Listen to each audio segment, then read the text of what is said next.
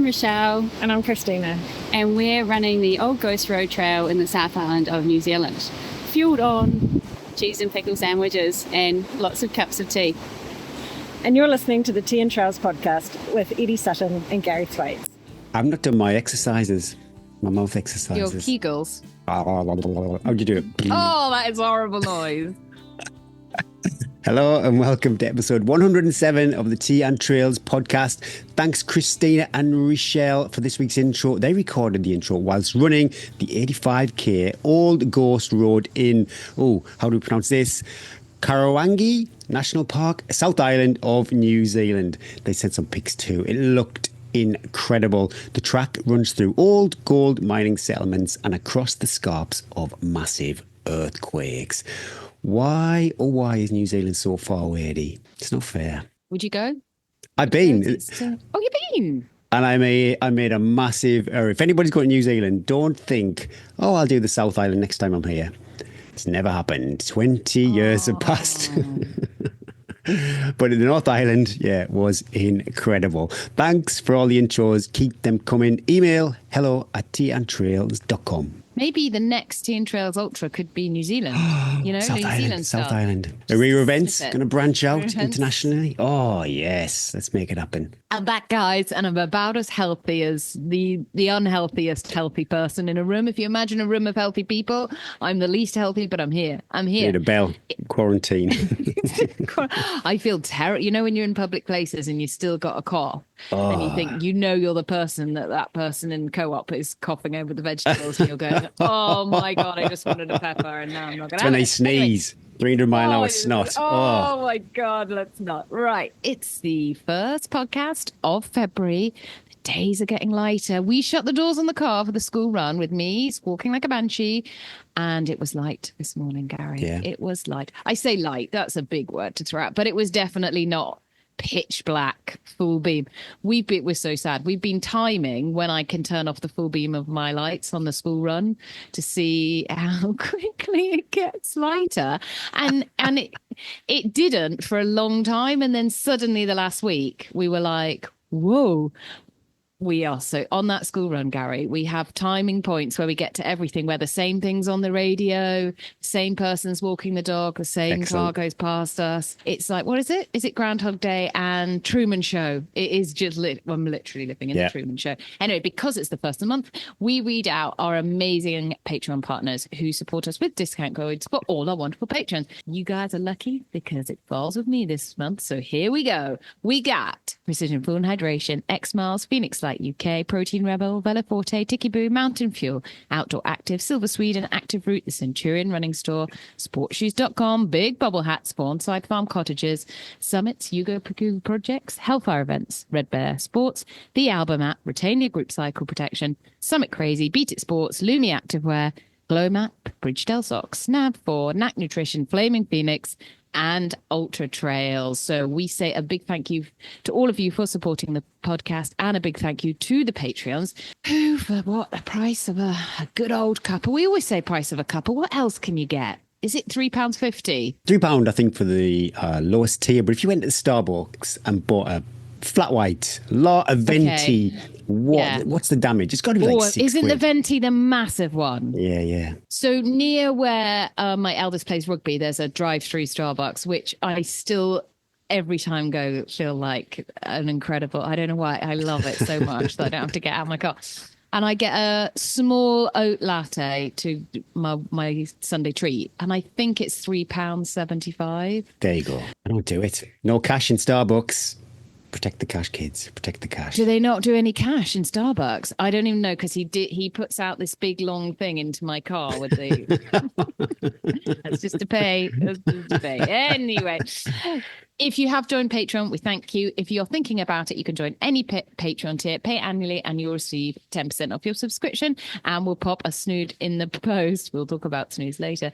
Also, pop over to Summit Crazy if you'd like to buy some Tea and Trails merch. Don't forget, if you are a patron, you're waiting for your snood or your bobble hat, make sure that your address is in there. Gary, he won't chase you up. Oh no, he'll just be wearing your bobble hat all around the house with his sweaty.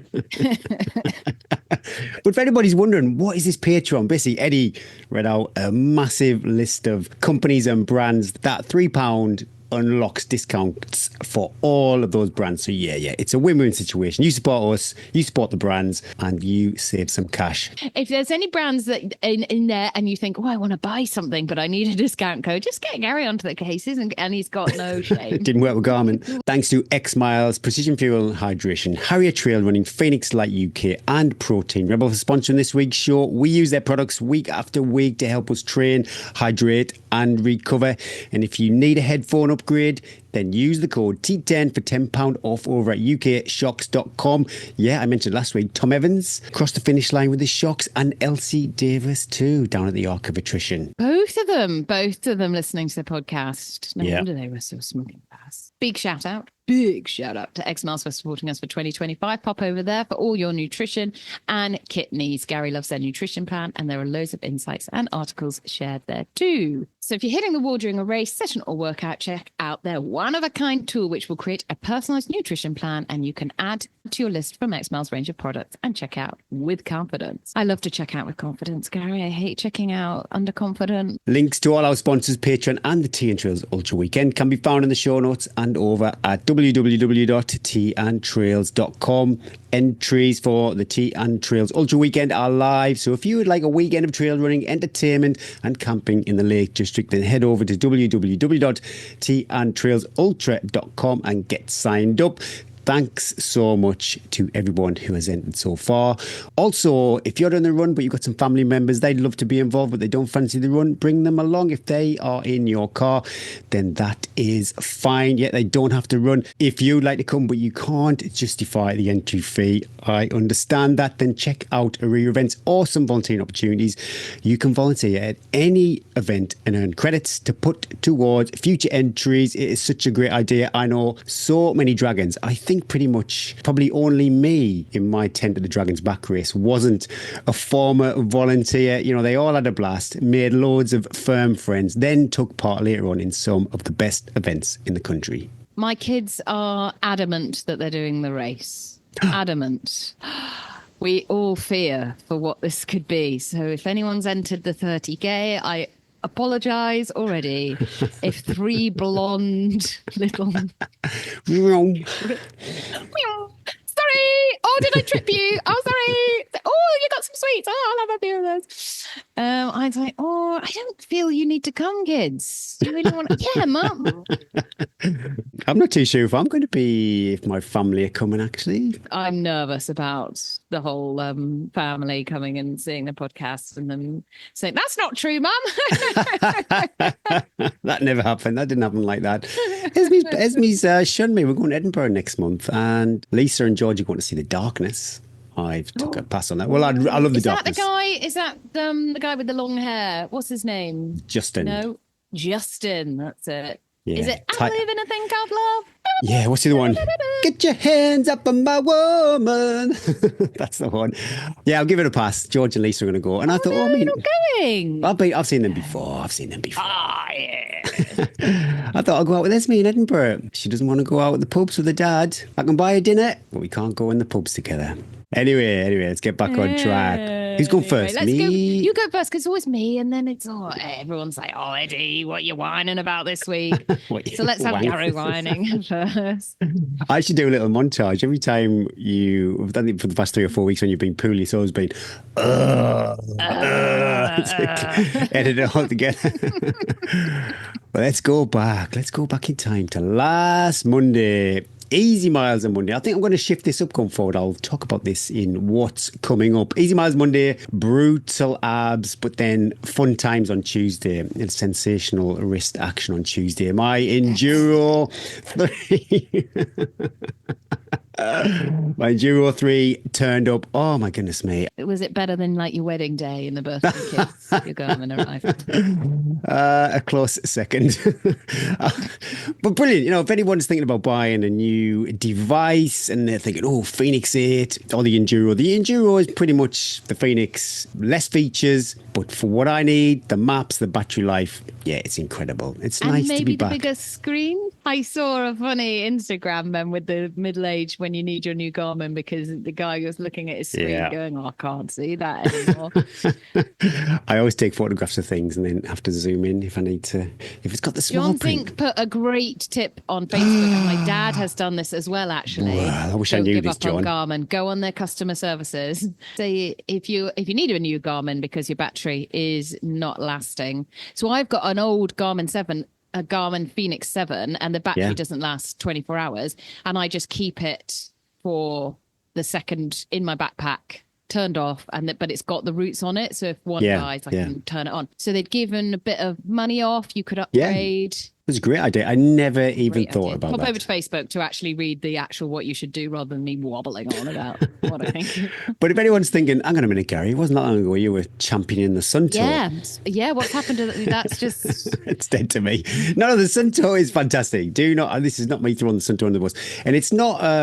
like apples for apples. The Enduro, even though it's cheaper than the flagship Phoenix, it's still significantly more expensive than the Sun Tour. So it's not apples for apples. It's not fair for me to say the Garmin's better than the Sun Tour because I think it's like a couple £100 more expensive. But yeah, for the record, the AMOLED screen on the Sun Tour, absolutely incredible. I think the visual maps on the Sun Tour. What is it? What are you talking about? An amulet? It's a real super duper clear, vibrant screen basically on your device. I think it does chomp through the batteries more, but it lasted the Lake 100 I just for need me. a line, Gary. I don't need any more details. Well, than the arrow Aaron's and the the same. line. Aaron's got he's got like a Phoenix 7, so he has got full map. Yeah, just like the bread line. I don't like full map. It gives me anxiety. God, I couldn't do that. I don't need to know all where all those roads go. I just need my bread line. I need all the deets. But yeah, the Sun Tour did last me. Lake 100, so that was like 26 hours on one charge. So I didn't need to charge. And then 13 valleys,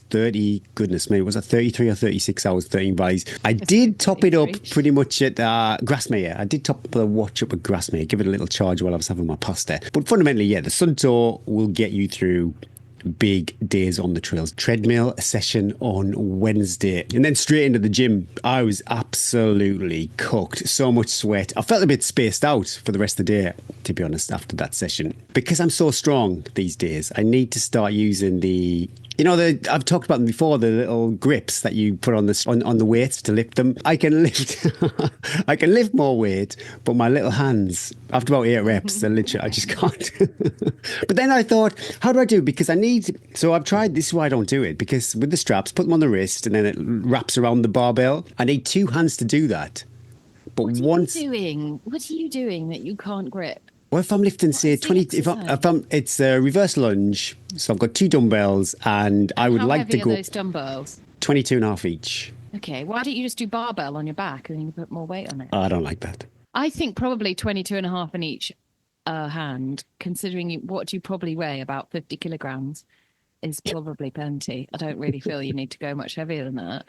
I think if you're having to start using straps to hold a weight, when you're also running plus 15 hours a week, I think it's overload, Gary. Oh, excellent. I love this. Thanks. I'm glad I brought it up. Coach Eddie. Yeah, especially where we are now. Like, unless you're backing off the running and going, I'm going to do a massive strength block. I'm just doing more and more and more. High rocks athlete. I think it's a sign, if you're at your limit of holding something where you are right now in your running plan. Thanks, Coach. Still not sleeping well, though, which is not fun I can't time. help you with that. Yeah, I don't know what it is. Phone out your bedroom.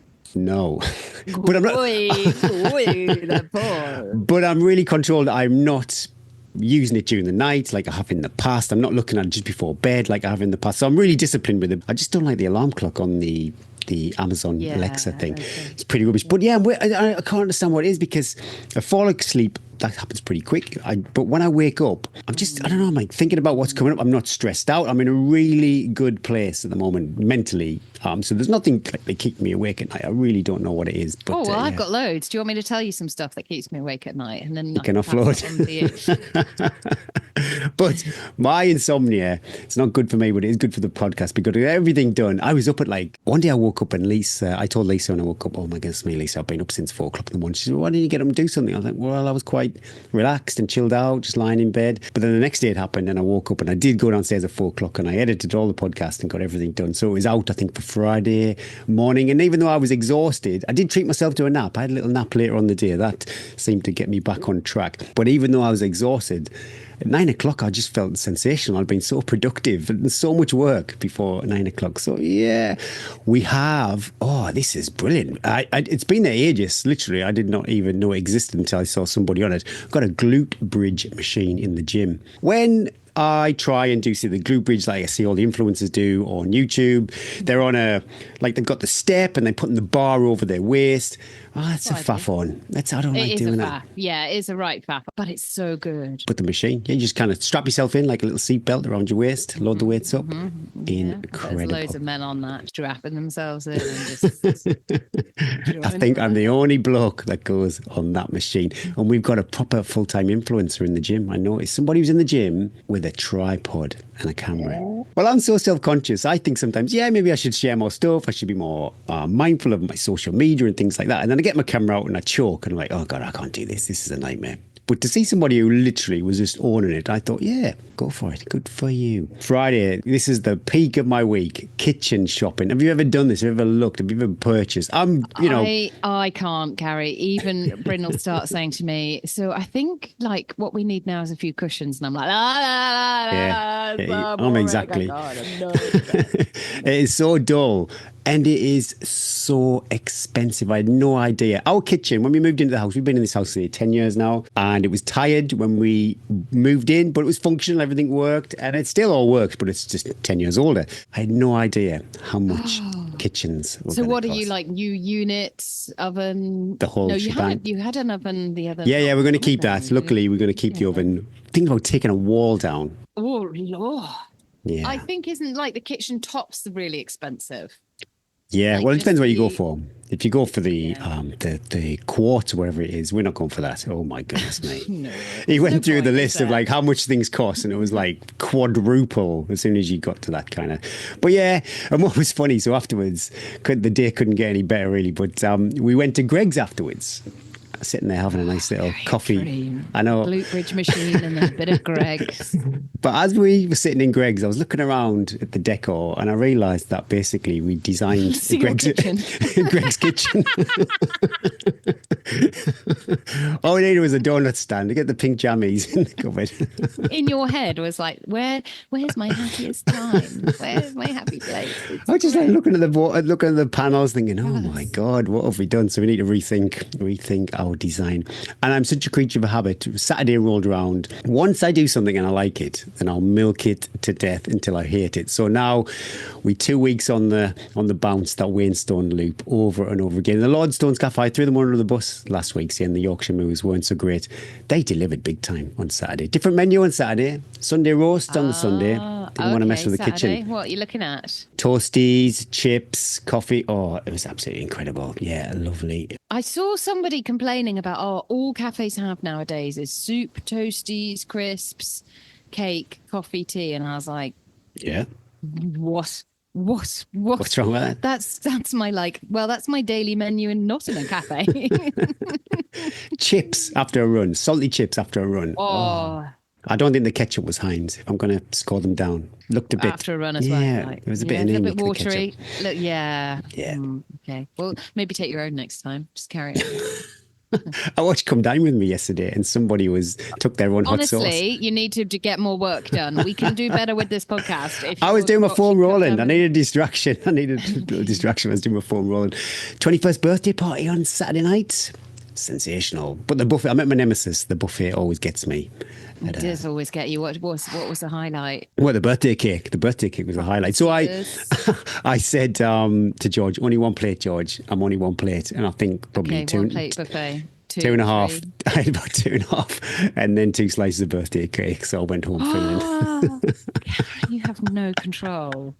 And this is why I'm okay with it, because Monday to Friday I'm trying to be really good with my diet, relatively clean. Yeah, if you just finished a run, I don't mind smashing a bowl of chips if you just finished a run. But generally speaking, I'm doing pretty well. So if there is a birthday party, then I don't beat myself up. It's like, yeah, it's fine. If I was doing that every day. Yeah, absolutely. I always eat cake because I think it's It's a celebration of the person's birthday. If you can't eat their cake Exactly. at their birthday. Oh, it was incredible. I'm not a big cake fan, but I always eat my kids' cake. It was like one of those. Have you seen them? I think they're quite trendy. It was an exposed cake. It was unfinished on the outside. So they'd scraped a bit of frosting, but you could see the sponge. Oh, delicious. Oh, yes, it was good. Next time, because you're always going to these great parties, can I be a plus one at the buffet? Yay. I reckon I could do 3 plates. It was all one colour. Lovely Bryn could do beige. 6, not a problem. Yeah. Not a problem. 6, probably take the cake home. Finish that off when he gets home. Double digit Sunday, but it was all a bit broken up, and it's just the way it has to be. Went out with Rex, social run with my mates, and then run with the Rex later on. It's not as bad as it was, but now I don't know how it's possible, but over Zoom, you give me your cold. I'm really not too sure. I woke up one day. No, you have not got what I had. And because you annoy me because I went, you were like, I'm ill now too, Eddie. And I was like, no. Can't let you own it. You are not as ill as me. You're just the same. Bryn is just, I think I'm ill. No, nobody has ever been as ill as I was last week. It was very short lived for one night. Oh, my throat was like really painful. Yeah, not so bad now. About it. Good. I knew my good health had to end. Season 4, honestly, if anybody hasn't watched Slow Horses, I'm not too sure if it's on anywhere else apart from Apple TV. So if you haven't got it, fair enough. It is so good. 4 seasons in, we've now finished season 4, and we literally, as soon as one finishes, we want to watch the next one. We need to get back in because we watched the first couple, and then it all got a bit. It's a bit silly. Yeah, it's a bit silly. Yeah, we were like, so we need to. What is it that we're watching? You finished Agent. it? Oh, no, we haven't finished it yet, but we can't move on. Got to finish it. No season 3. No season 3 for Night Agent. Oh, no. Is there not? Can there not be? Because honestly, Well, no, if it's so bad. Yeah. We'll probably get around to watch it. We saw season 1 after your recommendation. I enjoyed season 1, but season 2, it's just ridiculous. Well, I've got no experience of like security services, but there was some stuff that happened which I was like, well, he would be dead. And he's meant to be like this incredible trained night agent, and he gets in terrible fights with like a random guy on the street. And you're like, come on, surely you can just karate. Yeah. That's what Surely. You just want to be like, done. Exactly. I can't come over that week. 70 miles, 11,000 feet. I've done 2 sessions on strides. I did a workout. I went to the gym once. I did 1 session at home too. Yeah, apart from the sore throat, I'm feeling up and about. Up and about, Eddie. Up and about. One of us has got to be.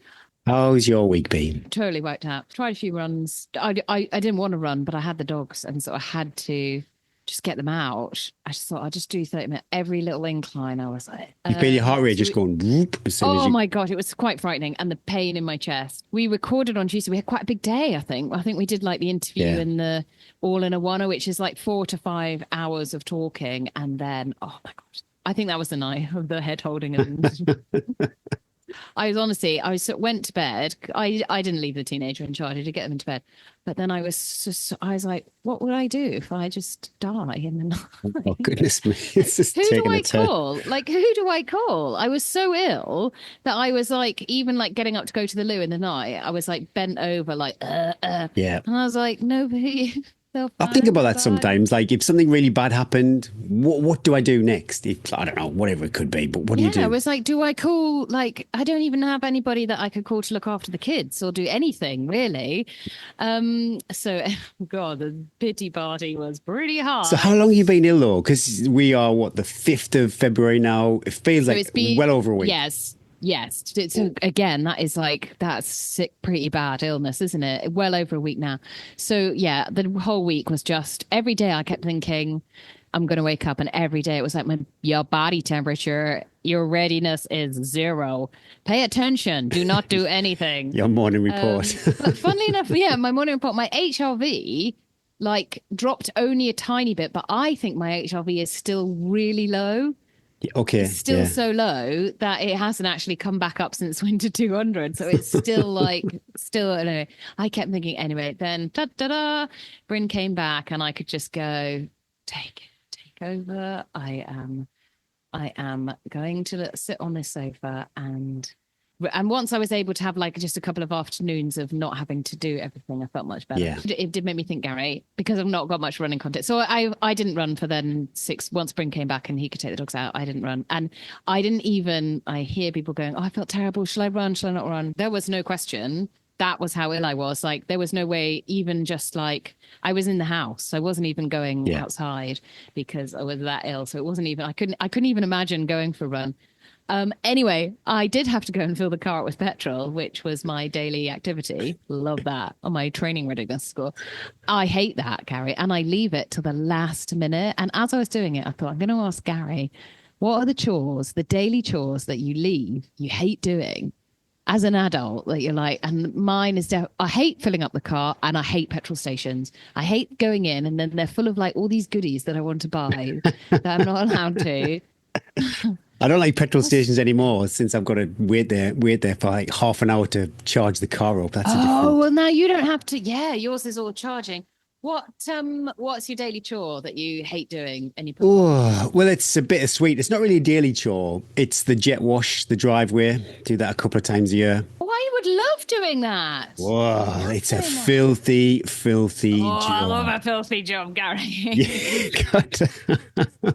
You've got to have goggles on, your hood's up. Oh, how come you just put me in? You put me in. I thought it was good. I bought my Karcher, whatever it's called. Thought excellent. That was like such a boy purchase. Really excited, and then jet wash the drive, and the amount of filth that comes up from a driveway. Yeah, my dad very kindly gave us his old mini Karcher. What is it? It lives in our garage, and I love it because we live on the farm and in mucky tracks. As soon as we do, the back of the car just gets plastered, and I'm not gonna. So now I just keep that, and then I reverse back to the garage, get the old power washer out, and then I do my car, beautiful, and then Bryn's car, I just do rude signs in the back, and then I leave it, and I go... Do you write messages in the dirt?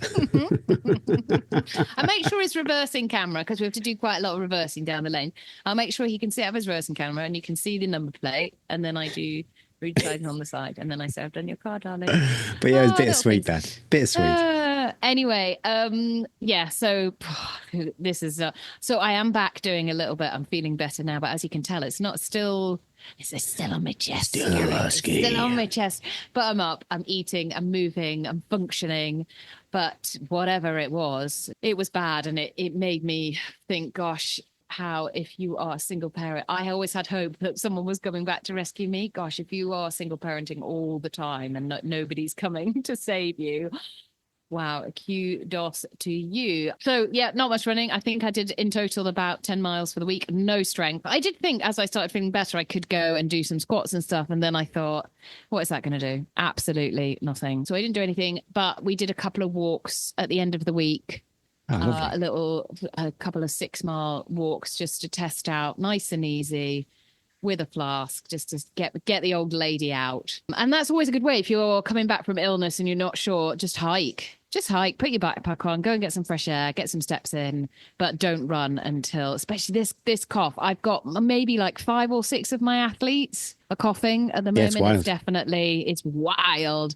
And so you just need to be really careful and really patient, and hopefully not have to go to the petrol station and fill up your car. Anyone who's single parenting, sometimes during the week where, I'm going to do dinner, running recs, all those kind of bits and bobs, trying to do my own training. It just feels like those days I'm fighting fires, really, how you do it all the time. The joy, Gary, it's a gift, as they always say on Instagram. Motherhood is a gift, and I love it.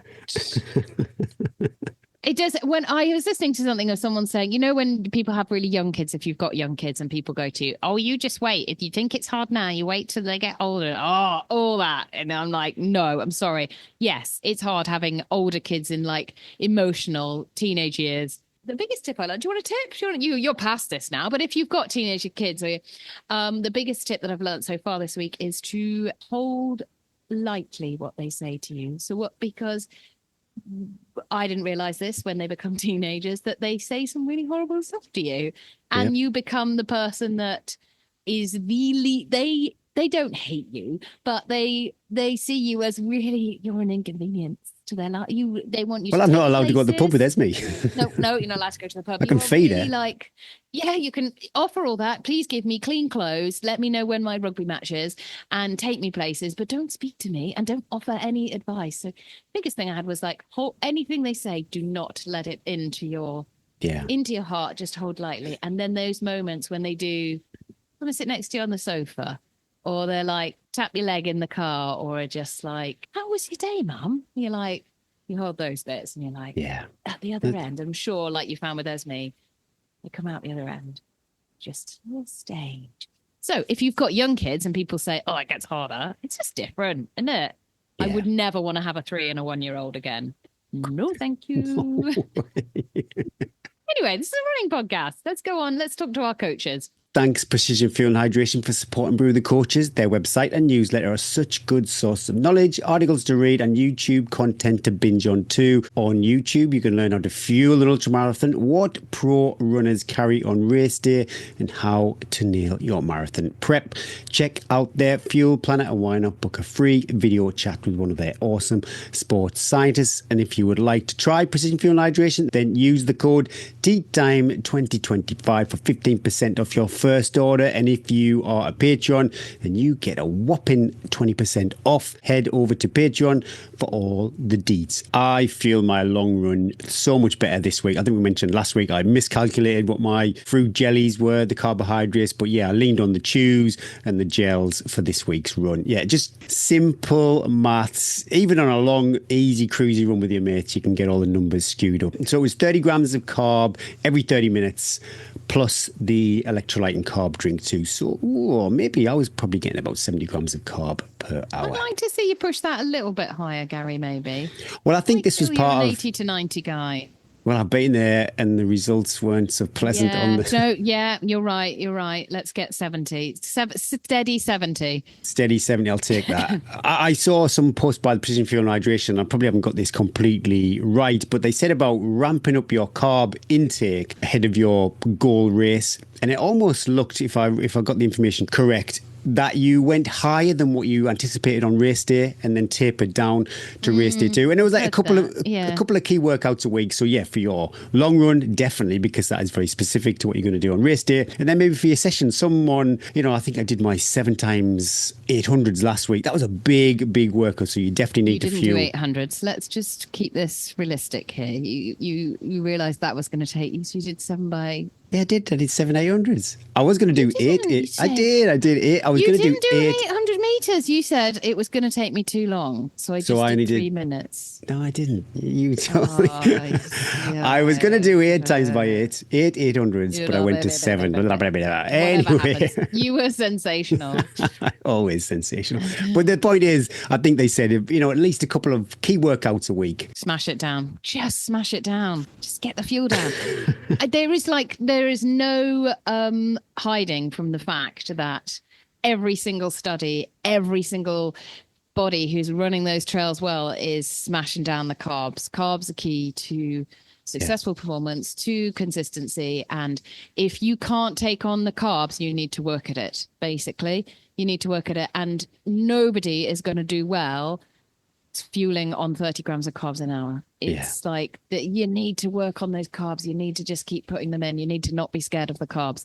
But it makes your run so much more pleasant. And the recovery, so much more pleasant. We talk about our workouts every week, but Gemma Kristen would like to know what it all means. What are you talking about? Hope this helps, Gemma.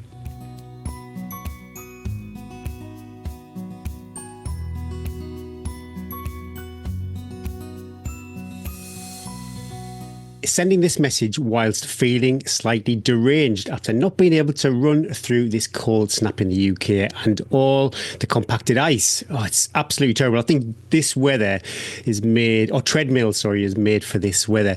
But a perfect time to ask some questions I've been wanting clarity on for a while. What are all the sessions, workouts that you talk about? Would it be possible to do a dummies guide to sessions, please? What are strides? What is 8866? 633. That's probably not even a session.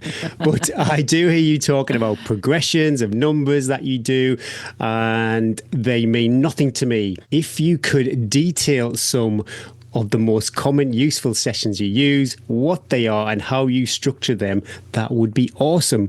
I would love to tap into a bit of your training magic. Thanks a million, Gemma. Well, I'm going to hand this over to Eddie. I just follow her training plan. You just follow Eddie. But what I do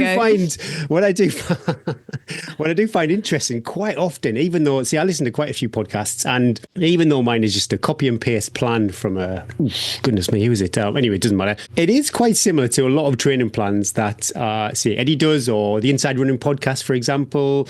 They are slightly different. Everyone's a different level of athletes, but fundamentally, yeah, they do seem quite similar. Eddie, yeah, what's your take on that? Can we just, before we start, Gary, how is the DJ sideline job going? If you're on YouTube, I hope you're enjoying. What a treat. Gary. We can do some backing music. Spin the record. Right. Gemma, I love your question, and I expect a lot of people feel like this, especially when you're starting out. It's a bit like asking your accountant, so how exactly do you balance the books? And it is $1 million question, and it's obviously what I've spent the last 15 years working on, so I can't explain this is exactly what you should be doing. And of course, it's very individual as well. But there's a couple of shall we talk about key ingredients that go into, like, even if you're a beginner runner, that you can start implementing into a training plan. And it kind of sounds maybe like, if you haven't done any sessions yet, this is maybe where you are in your running journey. Shall we start with strides? Envisage this, Gemma. The way I describe strides, this isn't an exact science, but it sort of gives you a little bit of idea. I want you to imagine you're in the Olympics and you're about to do the long jump. You look sensational in your two-piece lycra and you're getting the arms going, yeah.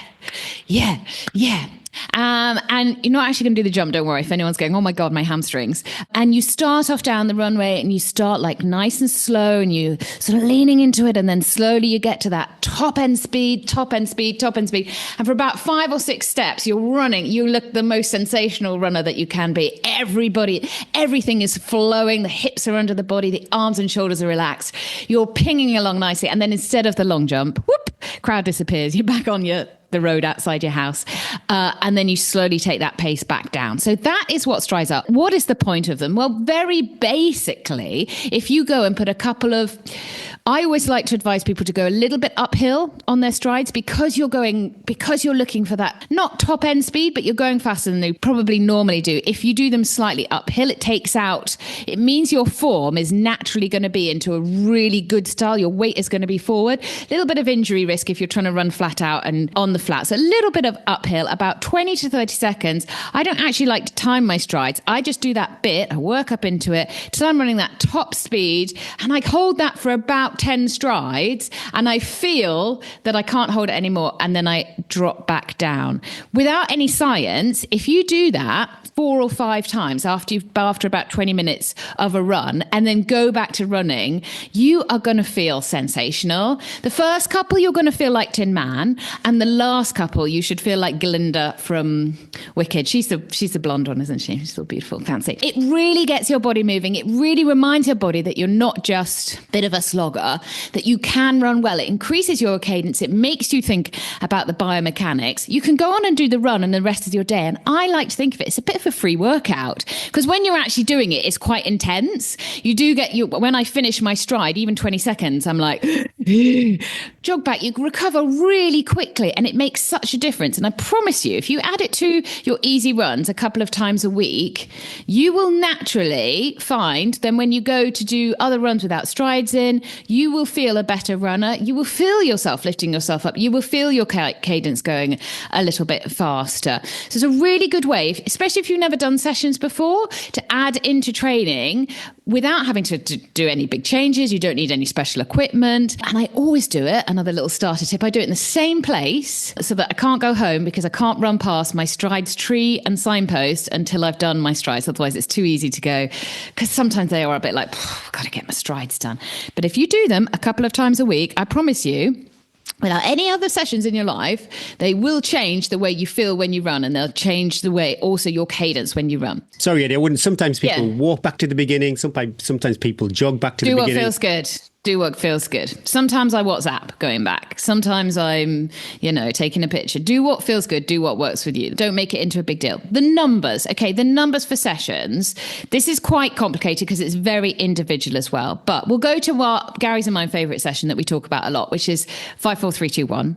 Russell's laughing because he's probably going to go, the Kenyans would do 4 5s, 4 4s, 4 3s, 2 1. But that is the beauty of the session, is that you can make it into anything you like. I always like going down in the number. So we're talking about minutes worth of effort here, Gemma. So we're talking about 5 minutes worth of effort, 4 minutes worth of effort, 3 minutes worth of effort, 2 minutes. If you're just starting out training, you want that effort, if you add them all together, to be about, I often find about 12 to 15 minutes. If you're just starting, is about as much work as you want to do, thinking about consistency and injury proofing. And as you get to be like old and over the hill, like all of us coaches, we can probably do about 30 minutes quality work, sometimes even 40, but that requires a bit of recovery. So as you're starting off, look for those numbers to add up to about 12, 15, 20. You can slowly progress it. If you're just starting, think about the recovery in between. If you want to make it easier, this is super simple, have a longer recovery. If you want to make it harder, have a shorter recovery. You can mix it up. So those are real basics. That's what we're talking about, the numbers. Why do we do it? Makes you fitter, makes you faster, makes you feel like Russell, makes you feel sensational.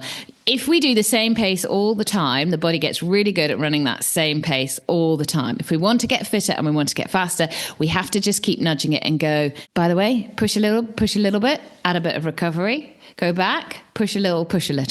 So if you're thinking about starting with something, you're not sure where to start, I just prescribe 10 minutes and do 1 minute steady, 1 minute easy, 1 minute steady, 1 minute easy. Job done. See how you feel. And it doesn't need to be a sprint, okay? This needs to be consistent. I always talk about third and fourth gear. Stay in those gears, save that fifth gear for when you really need it. Always walk away going, I could have done one more. I could have done one more. I could have gone a little bit faster, and you'll live to fight another day. Russell? Oh gosh! Oh, wow, you nailed it. I mean, did I? Okay, yeah, you guys were like, loved it. I wasn't sure if it's so hard to explain, isn't it, of how you break down sessions. And what's your favorite session, Russell? If you go to of I've not planned a session, what am I going to do? So I have favorites, and every coach does have different favorites, but it doesn't really come down to much more than personal preference at the end of the day. I like the phrase, is it methods are many, principles are few? And I exactly. I love that. Mm-hmm. So there's no right way to skin a cat. What, is there? Oh, that's horrible. This is taking a turn. So there's 3 different energy systems in the body, and they're all running all the time. And if, like Eddie said, if you just stick with one, you are going to plateau, and you're going to find that you get to a place of diminishing returns. So just going out for simple, easy runs for the rest of your life. If you are interested in getting faster at some point, you're going to need to change it up from that. Strides, definitely. Even if there's no science behind it, just look at what the best runners are doing. I find that to be the best science. They would have dumped it by now if it didn't work. It 100% works. Running economy, muscle recruitment, all that science has come in off the back of good coaching and good athletes finding out for themselves.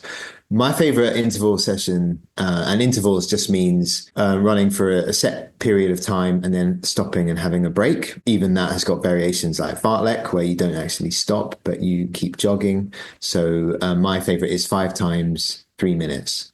With a 3-minute rest. It's really, really simple.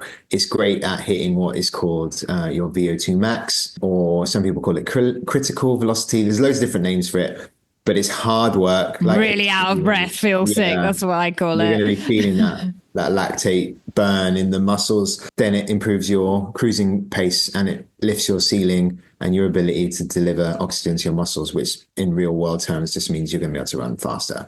So that's a really good one to try out. 5 times 3 minutes with a 3-minute rest. And I get my athletes to circle back to that once every month, once every 6 weeks, and just check where they are on it. Is this working? Am I getting fitter? Can I go further in those 3 minutes? Is it feeling easier, or is this not working? Do I need to change something? That's a really good PAR session to look at. But the other one is progression, which is a brilliant session. So if you were going to go out and run 5 miles, I think you mentioned progression in your question, just try and make every mile quicker than the last one. That's a brilliant session, and you warm up into it, so you're also a bit safer and less likely to get injured. It seems to work really well, and the human body responds really well and really naturally to that. You can be surprised how fast you're going by the end of that run compared to how awful it felt at the beginning. that's something else I would look at. But yeah, they would be my favorites. Would you ever go?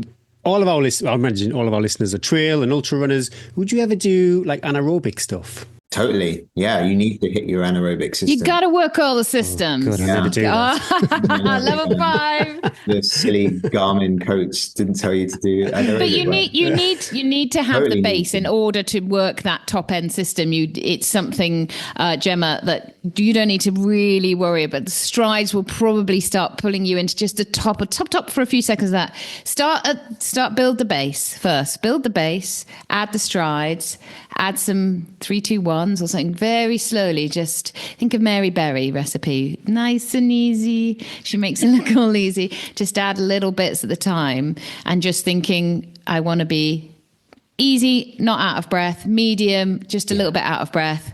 And once a week, I want to go really out of breath. Trish? Yeah, so I think it's the simplest way I would just put it is that if as a beginner, go shorter. So, really shorter time. So something like 30 seconds, for example, is excellent for beginners. And essentially what you're trying to do is build up your power at, short intervals like that are fantastic for power and developing those fast twitch fibers. For a beginner, it's a much easier way to get into it. The other thing to think about intervals is shorter is power focused, longer. So if you're doing something like 4 minutes, then that's you're looking more endurance. So endurance, trying to hold that intensity level, and it's training different systems. But as a beginner, you should be looking at doing something like 30 seconds, really. Maybe try 6 at first, depending on where you are, 6 times 30 seconds, or something like 1 minute intensity at high intensity. So something like an 8 out of 10. And again, start off, hills would be fantastic for that. So something like 6 times 1 minute on hills with 2 minutes recovery. That would be a good place to start. But again, it really does depend on where you are in your journey. I would always focus on effort, not heart rate. Work on your own effort level, RPE, rate of perceived exertion. And I generally do about 2 sessions a week. One will be a shorter one that's focused on power, so something like 30 seconds again. And then the second session is a longer one where I'm trying to develop, and like Russell talked about, develop that system where you develop your threshold system essentially. So you're trying to be able to elevate your slower running pace by being able to hold a faster pace for longer. You've got to have a difference in them. You can't just do the same thing again and again. There has to be a difference in the sessions that you're doing. The other thing, the key thing I'd say about strides and why I think they're so fantastic is because they're a great way to recruit muscle fiber. There's a lot of good evidence for strides in terms of scientific evidence out there in terms of its ability to the adaptations it changes on the musculoskeletal system, which is really, really important. And we don't look into that enough, but also particularly on the central nervous system, which we know now has a huge impact in terms of how we utilize our body, and particularly as runners. That's a really key one. Regardless of that, put all that to one side. Strides, bottom line, is they're a great way to do faster running with minimal impact in terms of injury. They have a really low impact on the body, so you get really great gains, but with low stress, and that's the key thing. And they really entertain your neighbours as well, because if you do them in the same every time, and then your neighbours think you're really fast because they just see you sprinting up and down that short bit of road, and they're like, "Whoa." I trigger the neighbour's dog every time I run past the house. The dog goes crazy. But the key thing with all intervals, again, is that you do, they are hard. They're really hard. You might be doing like a 9 out of 10, but you never want to be destroying yourself. You never want to be going into that pain cave, okay? Because you need to be able to do these kind of sessions week after week, and you need to be able to recover from them. So they want to feel hard and horrible, but you don't want to be on death's door.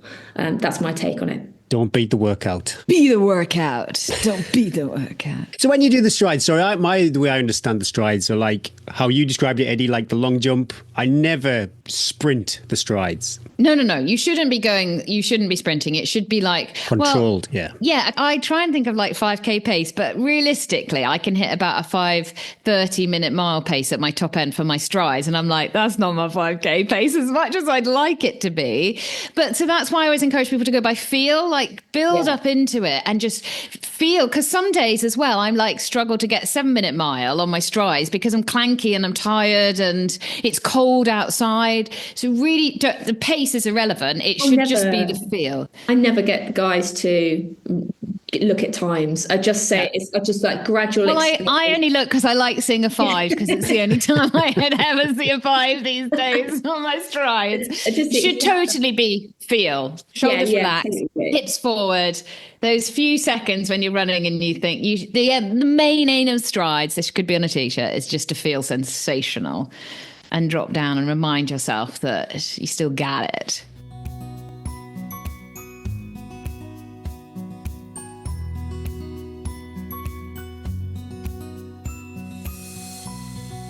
Klaxon, ring the klaxon, brew with the coaches bell. You've got a few days to get your questions in for March. If you have a question for our coaches, pop over to theteaandtrails.com and fill in the Google form via the brew with the coaches button on the homepage.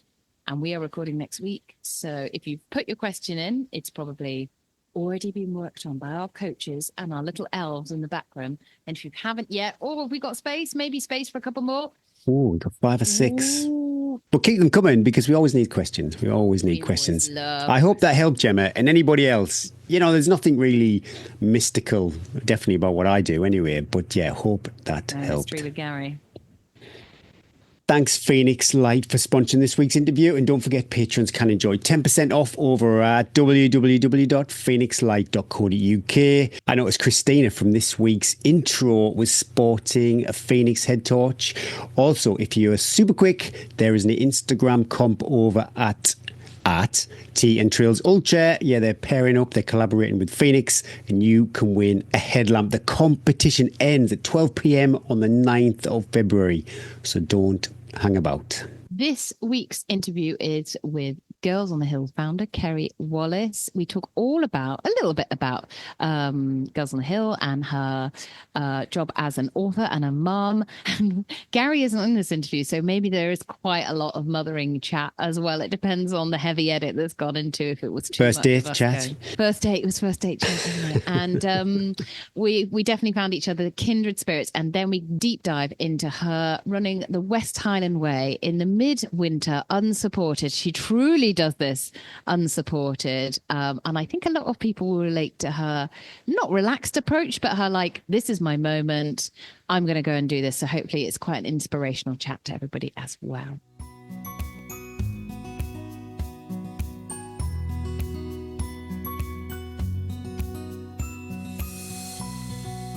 I am delighted to welcome Keri Wallace to the podcast today, and we have been let loose without Gary today, so there's no holds barred.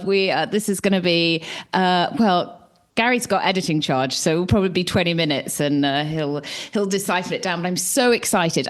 Keri has been much requested on the podcast. I don't have Gary's access to his AI, which he's been loving doing people's introductions all about them. So I had to do my own work, which I found quite tiring about. But it wasn't hard to find heaps of details about Keri. She's an absolute sky running legend. I am in awe of your technical running skills, multiple FKTs, co-founder of Girls on the Hills, author of the book Running Challenges, 100 of the Best Runs in England, Scotland and Wales, and a mum of 2. We should start with that, shouldn't we? We were just talking about that before the podcast. That should come in first. Mum of 2, and recently competed a solo unsupported West Highland Way on my birthday, I'd like to say, in 28 hours, 12 minutes, which was we think, was the first winter completion by a woman.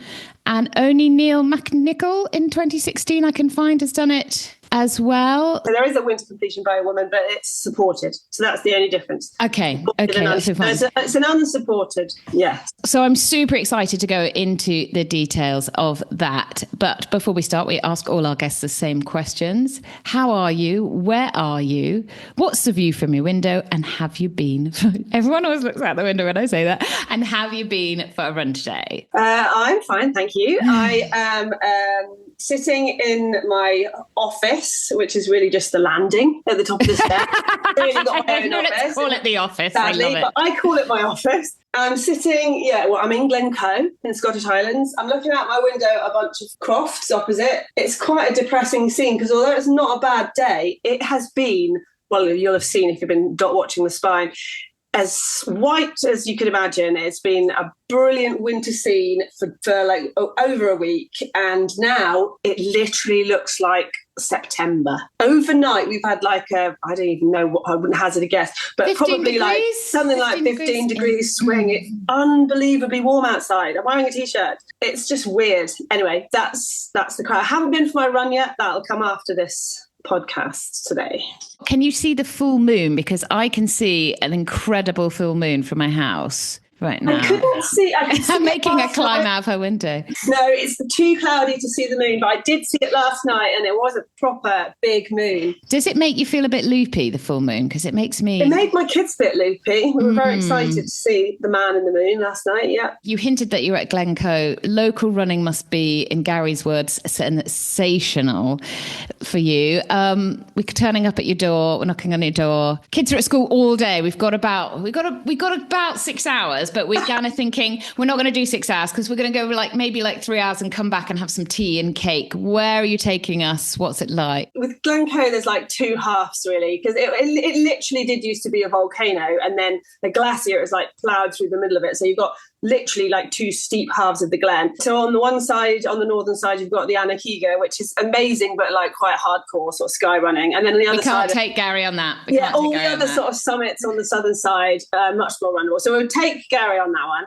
But still lots of technical running and lots of Munros on that side and fantastic views over to the Ben. And so maybe some of those, yeah. Can you get up there all winter? Is it snow covered all winter? It's very much on and off. So I would say the majority of the winter there is snow on the tops, but then it'll be really varied and patchy and various other things. It can be completely white like it was last week, or it can just be like today where there's like patches in gullies and corries and things like that. I don't know if there's anywhere in the world that gets quite such fickle winter weather as we seem to get here in Scotland, on the west coast in particular. Do you put your skis on ever and head up there? Yeah, it has to be. To be honest, I used to ski a lot more before I had the kids, and I've probably only been out in Scotland on my skis maybe once, twice tops in the 10 years since I had my first daughter. So hardly at all anymore, because it's really like, you've got to be super opportunistic. So the chance of like there being like good enough snow to ski and then me having the time. And also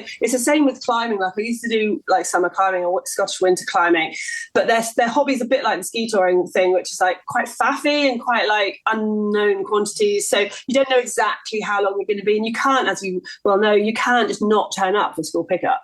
And I'm the school pickup.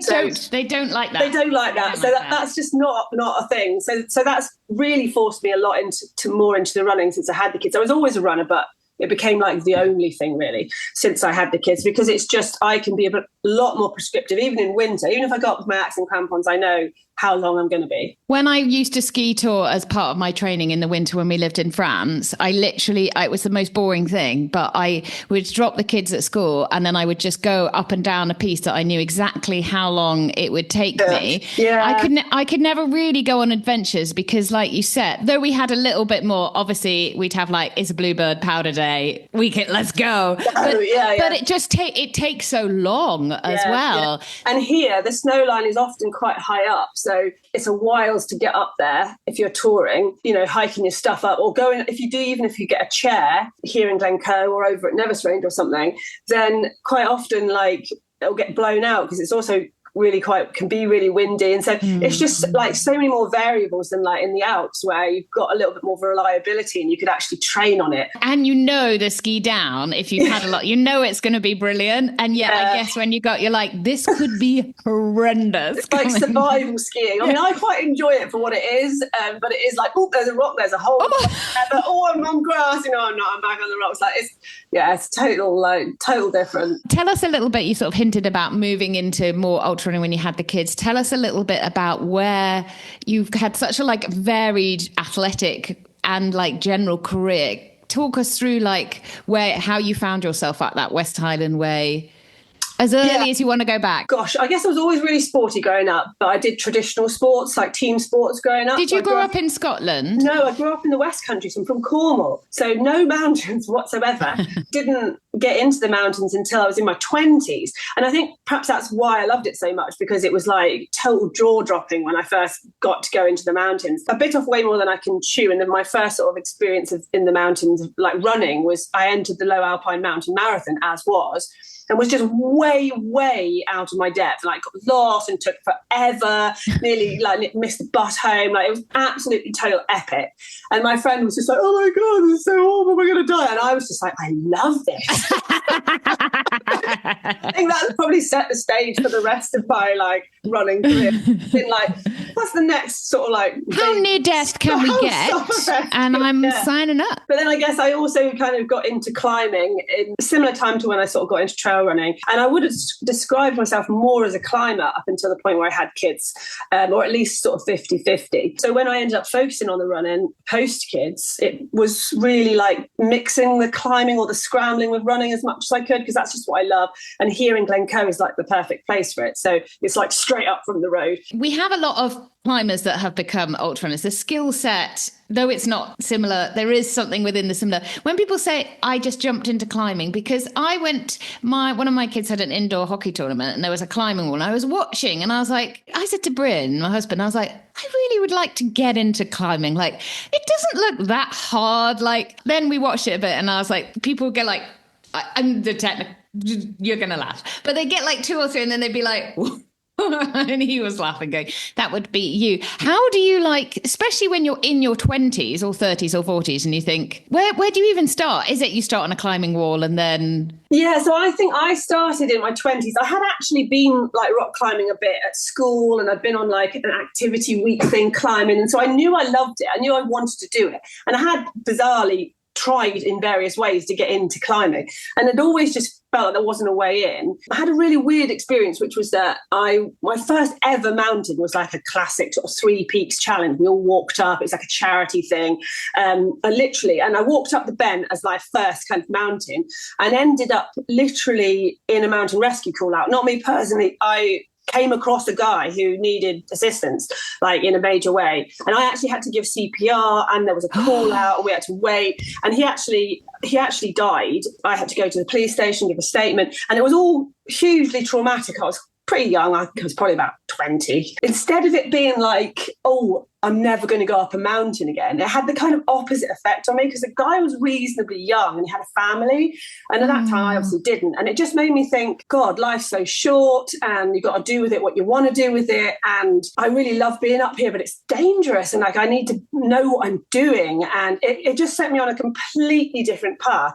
And on the way back, traveling back down to Cornwall, I remember thinking, oh, I'm going to go and buy a magazine. I bought a climbing magazine. I was looking through the pictures and I saw all these women like hanging off amazing cliffs and looking incredible. And I was like, oh, I want to be like that. I really want to be like, this is my thought. Exactly. And then I had the thought, like, I'm way too old to get into that now, because I'm like I'm like 20. Oh, and little did you know. And then I just sort of was like, do you know what? If you think that at 20, you may as well like jack it in. Do you know what I mean? Like, I can't give up at 20. I walked into this outdoor climbing centre with some cash and was like, teach me how to climb. I was like, don't okay, so this is what I need to do. Literally teach me how to climb. And then I made my dad belay me all around Dartmoor, and I got in, and I was like, used to just partner up with complete randoms off the internet to go climbing. And it was, I joined the South Devon Mountaineering Club. I went on these mountaineering trips with all men. Like, it was so weird and difficult to get into. It's different now, but it was, because I'm so old. It was like actually quite really male dominated and very difficult to get into. So I'm not surprised that you think like that, because I think there's no obvious pathway. I think it's loads better if you're young now. My daughter's already getting into climbing. Is she? So when was it the switch of having the kids when you were like, I can't spend my weekends now with strange men climbing down mountains? Yeah. When did you start running more, or was the running thread always there through the climbing? The running thread was kind of always there through the climbing, but when I met my now husband, he was much more of a climber. I suppose my focus shifted more towards the climbing, and the running almost... Can we just talk? Because Gary's not here, I can go deep. So did you meet him at a climbing... Was it at a climbing weekend? Was he belaying you and you went... Without giving too many fine details away, he was an instructor on what I went on. But we didn't go on a date till afterwards. That's a very important point to Ben. You'll feel very sore when he we went, and also we went on a bouldering date afterwards. And apparently, he tells me now, we've been married for over a decade, it wasn't even a date. Who knew? I thought it was a date. He said, no, that wasn't a date. He's just saying that. Clearly a date. Just saying it. Yeah, so anyway, and then we just went climbing a lot and spent the first however many years just literally driving around climbing everything anywhere we could find. And then marriage, kids, and you realise that, like, climbing a bit like I imagine, like we talked about, like skiing, like cycling, it takes a lot of time just to get somewhere. It's faffy. It's really faffy, especially in winter, but true also in summer. Like if you're taking on a big route, and a lot of the climbing around where we live is like traditional climbing, like trad climbing, it's time consuming, really time consuming. And so you can't predict exactly how long you're going to be. And that's just not an option, really. Did any of the like fear come into it of like climbing? There's I want to say massive, but there is probably a lot more danger factor than your local trail run. Who knows? That might not be true. But did any of that come into when you had kids? Were you like, actually, this is perhaps, or you strike me as someone be like, it'll be fine. Not really. I have heard that more often than not. So I think it is a thing. I think I probably haven't gone back into climbing at the same level that I was climbing at. So it's hard to know exactly. But in the things that I have done post kids that have been scary, I've thought to myself, I actually don't feel that different.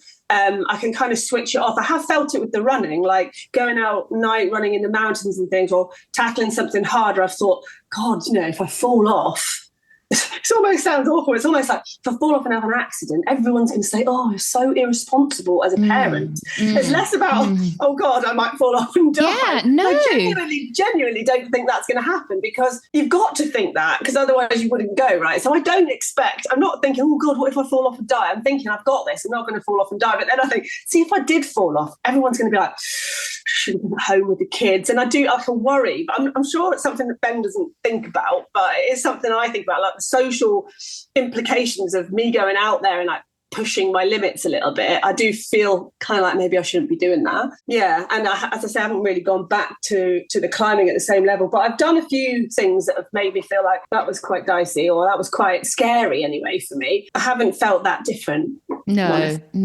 When did your foray into sky running start? So in 2015, Glencoe Skyline started in Glencoe, which is obviously where I live. And at the time, I think I was on the mountain rescue team, and we were all like, ooh, that'll never catch on. But of course, it did catch on. And I think I was pleasantly surprised, because initially I thought, God, everyone's just it's going to be loads of accidents. It's not like that, because it's really self-regulating, and people go slower when they are tired. And also the people who are racing, they know what they're doing. That's why it was a heavily vetted race. The number of accidents is extremely low. Clearly a European or now a worldwide phenomenon, and it's growing all the time. So that was the first time it was on my radar. I didn't do it in 2015, but a friend of mine did, and it kind of piqued my interest. I did it in 2018 or something like that, the Glencoe Skyline. And actually, we Girls on Hills started working with Skyline Scotland and doing their recce. So I sort of started working my way through their races. So I'd done them all until the final year when they introduced a few extra ones.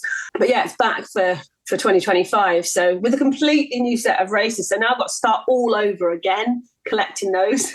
Surely they're all on your Strava segments anyway. You're the local legend of all those routes. We don't, in a slightly different comment. I think the routes are kind of in the process of coming out. The races have been named and the routes are still coming out. And I mean, I obviously know them all really well, but like I wouldn't necessarily do them exactly the race route. So, have to go and do some of them now. They didn't ask you to help with any of the route? No, you're very, very secret squirrel about it, I have to say. I thought we might get to know a little bit earlier than everyone else, but we did get to know a little bit earlier, but we signed our lives away to say we wouldn't reveal. Did you? Yeah. What is it called? An NDA or something? Yeah. That all the celebrities. So cannot reveal any more than I'm just in case I say the wrong thing. I'm just going to say nothing. But I always find that funny because when there's some big new races and trail races in Morzine that a British company are coming over doing, and I saw the routes and I was like, I am the local legend on that. You know, there's nobody that's run that trail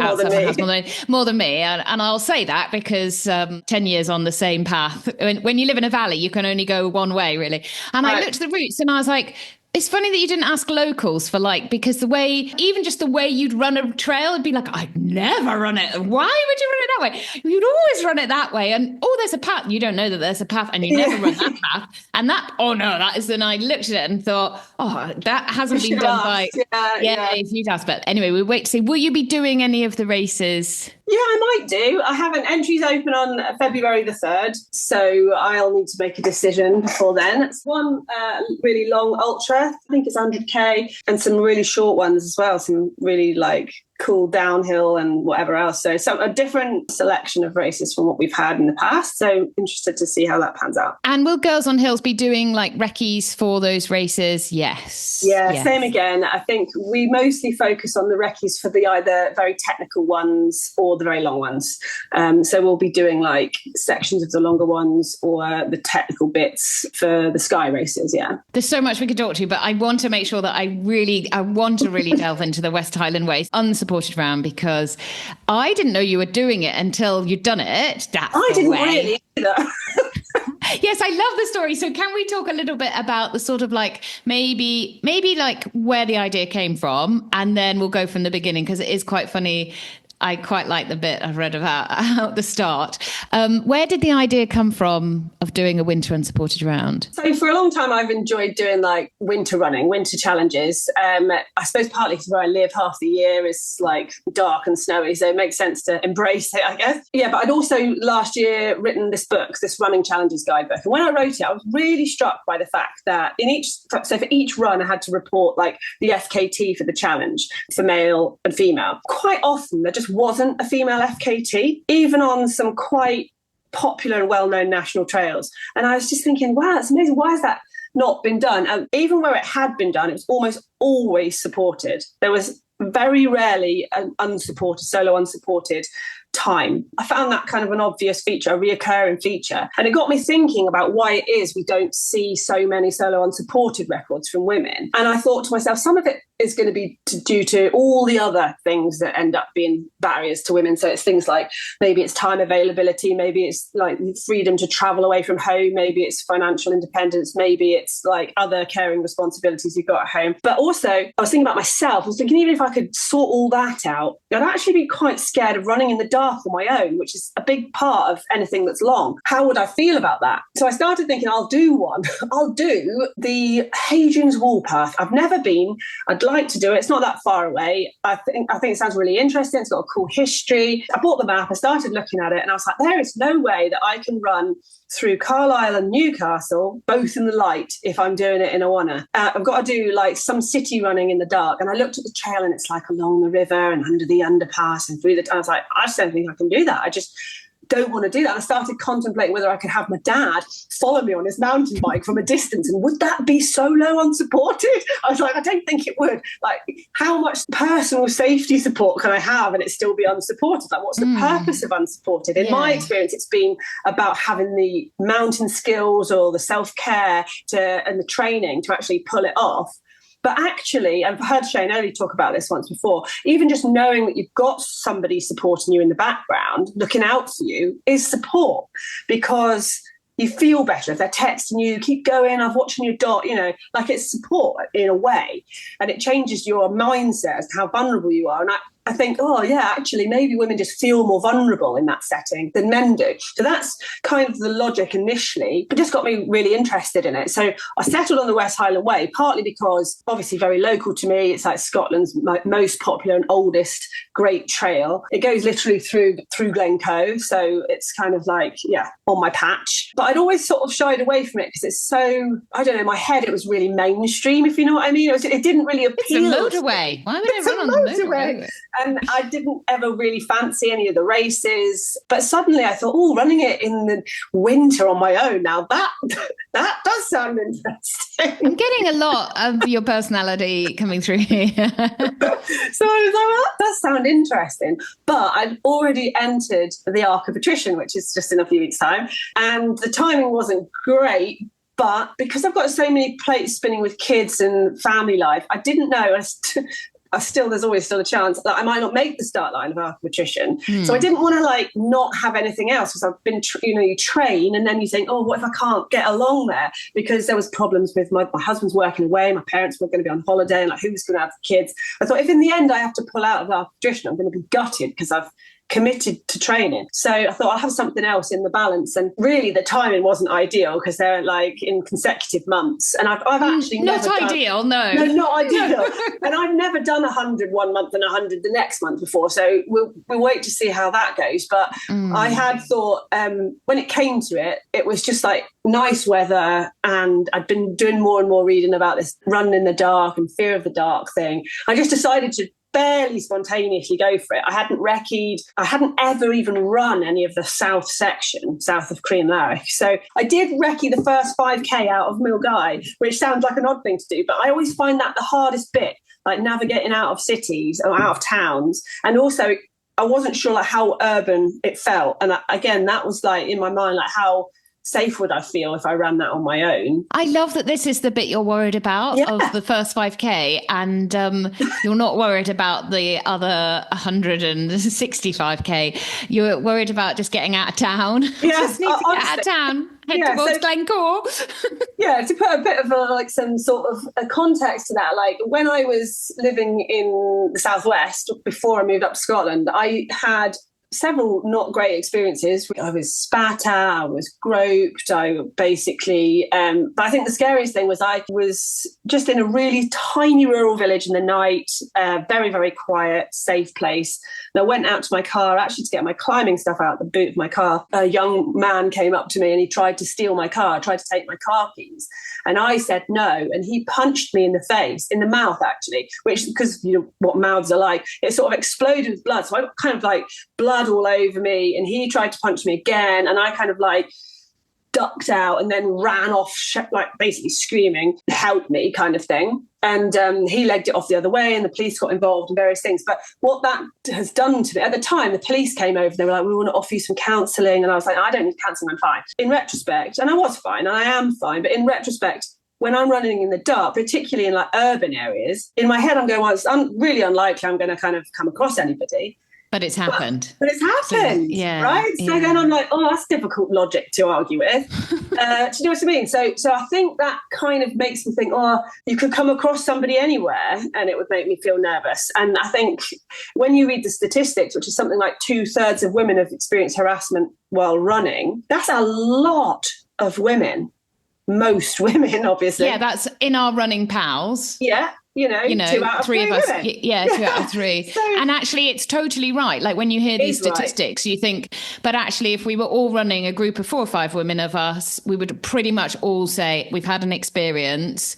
Not that yours is truly traumatic. Actually, contact is actually somebody. Did they ever catch him? No.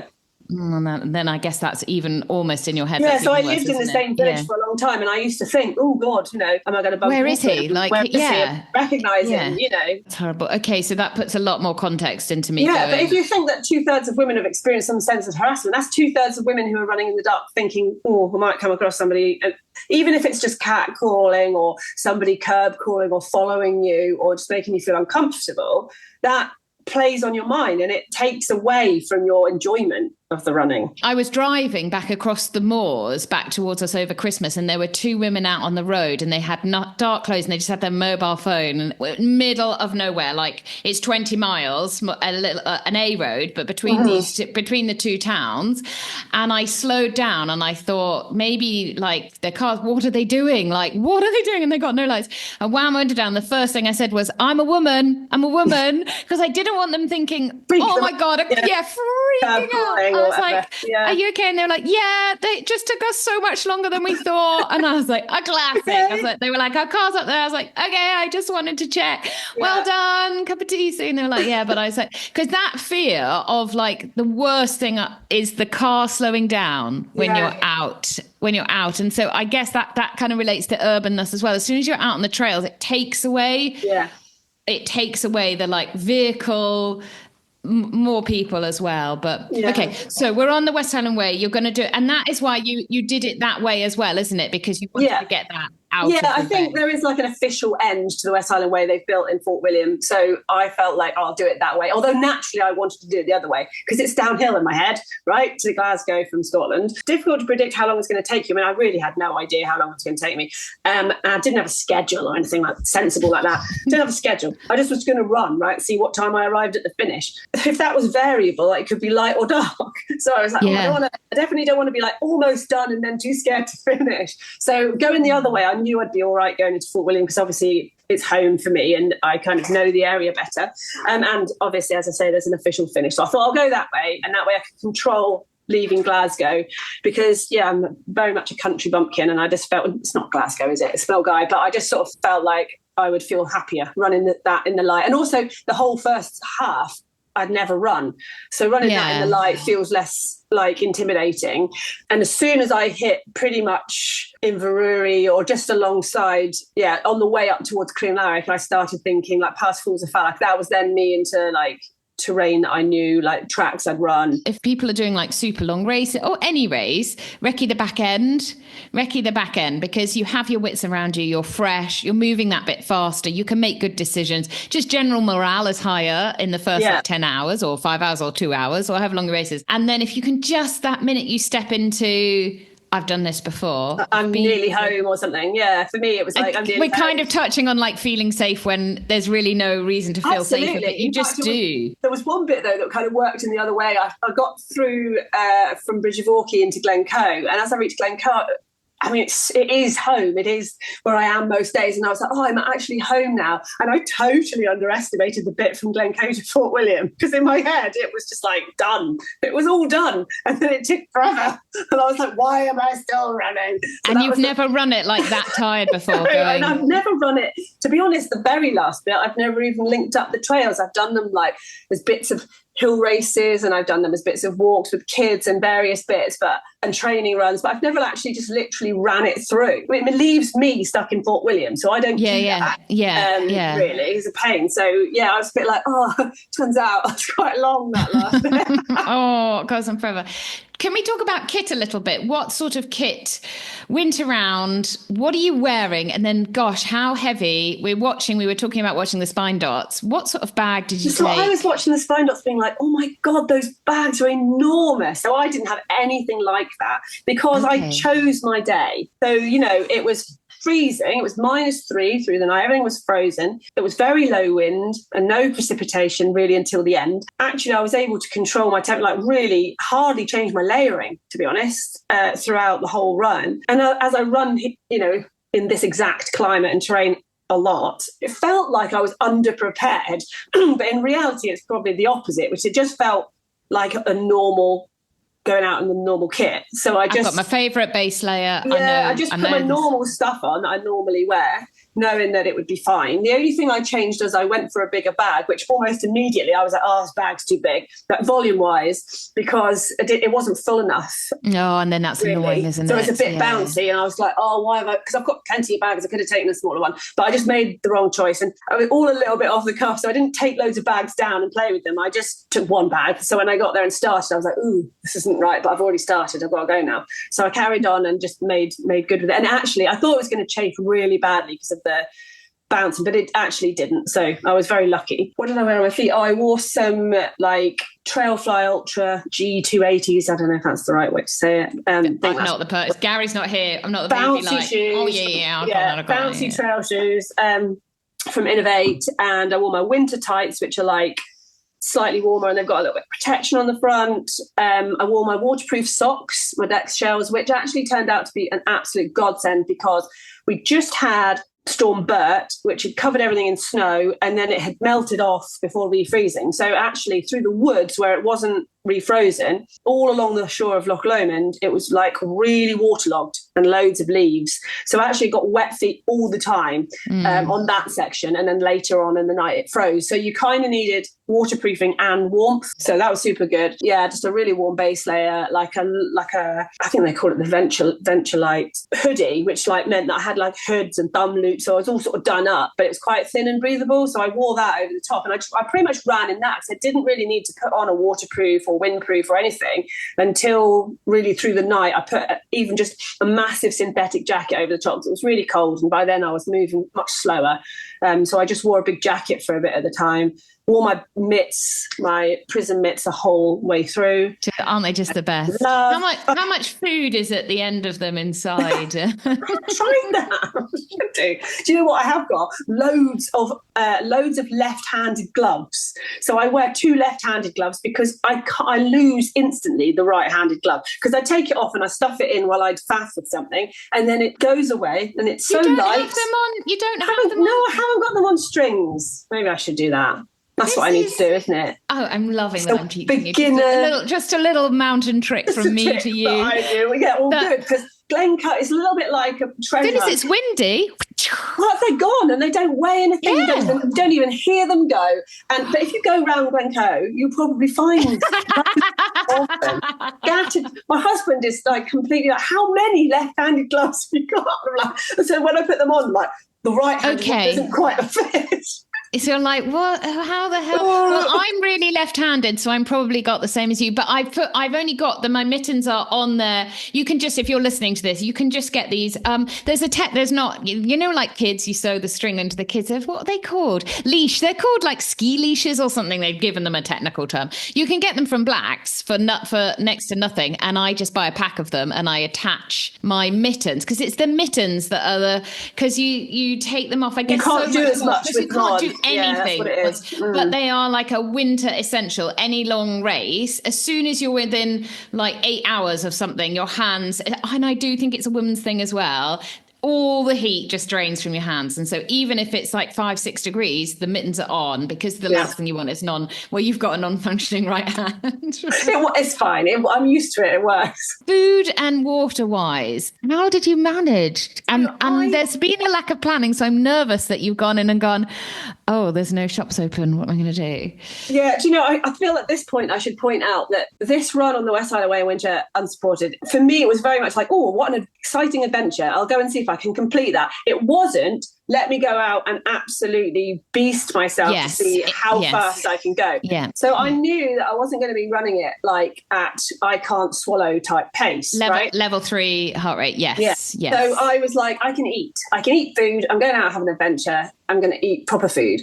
So yeah, all was a very last minute, the actual plan to go or not go or go or not go. And then when it was go, it was like, right, what if I actually got in? The kids were already in bed. So I couldn't even go to the shop because my husband was working in Canada away at the time. So I just looked in the house, was like, what have I got that I can take on a night ultra? So I made a Hawaiian pizza that was in the freezer.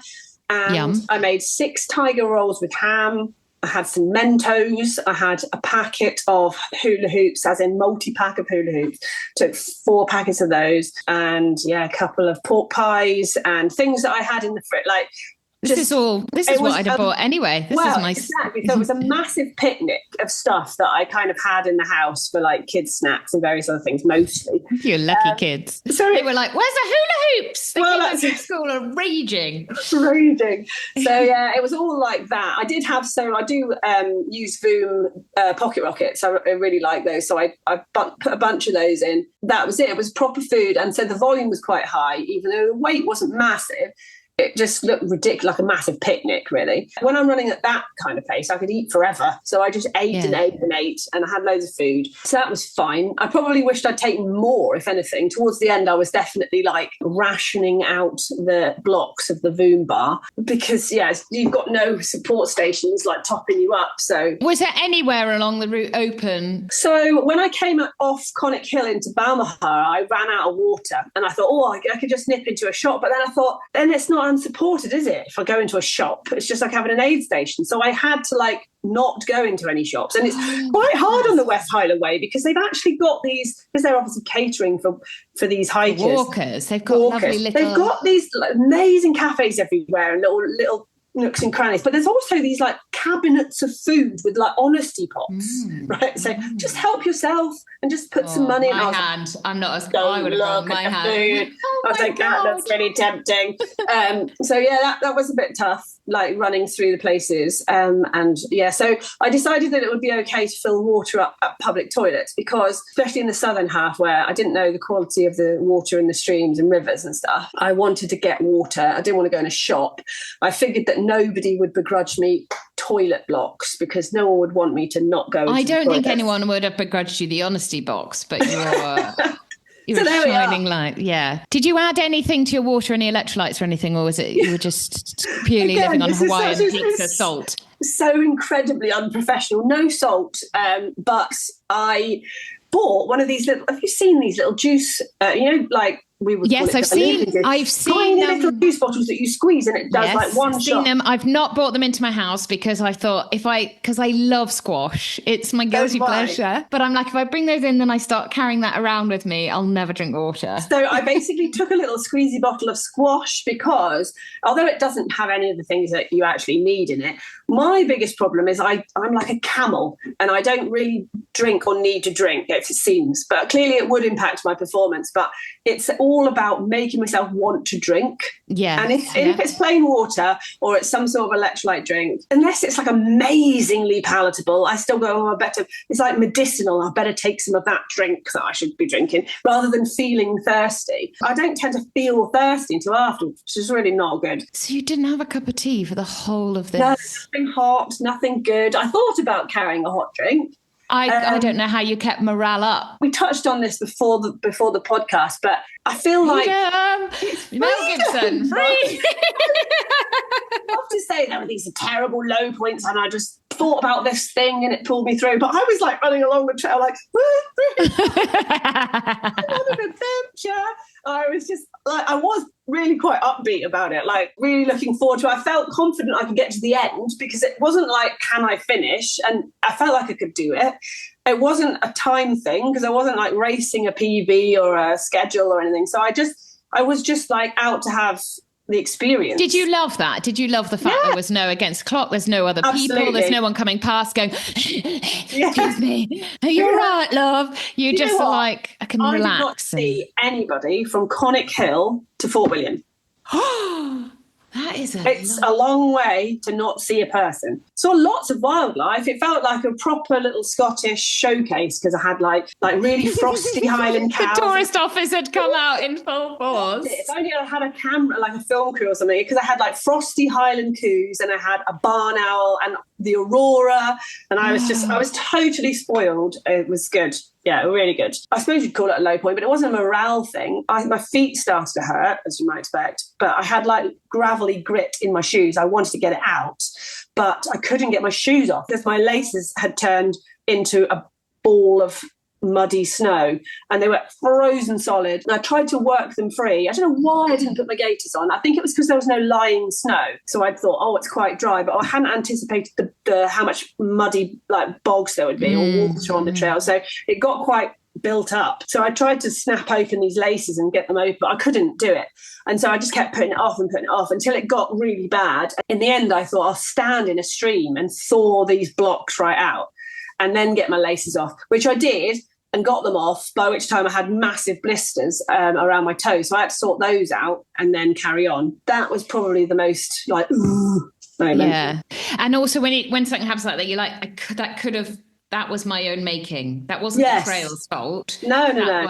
I just hadn't thought. But often these things as well, and they creep up on you. They creep up. And you're like, no. Any like super highs? Yeah, I think I'd actually never been up Conic Hill. And as I came over, it was the beginning of sunset or like the afternoon lights. It was really like golden across the loch. And because there was nobody there with it being winter and stuff, it was just really stunning all along there. I felt like I got the best of Loch Lomond, really. So that was a real highlight, just looking across the loch and all the wee islands and everything. It was really beautiful. And then, definitely the aurora came at a point like really, I think it was about 10:30 at night. So I was just I'd been in the dark for some time already. And I was getting towards places I knew. So I was on my way to Crean Larich. Yeah, just was like, what is that glow? Why is it doing that? It wasn't coloured really. And I remember thinking, it doesn't seem right. We see the aurora a fair bit from home. So I lifted up my camera, and camera's really good at showing the colour. Instantly showed like really green. And I was like, oh, that's so cool. And when I got home, I looked it up and it was like bang on the time for like a aurora alert thing. I was like, oh, it's so cool that I got to see the aurora. So that was a definite like. You must have been like, I'm the only person in the world that's here seeing this from this point.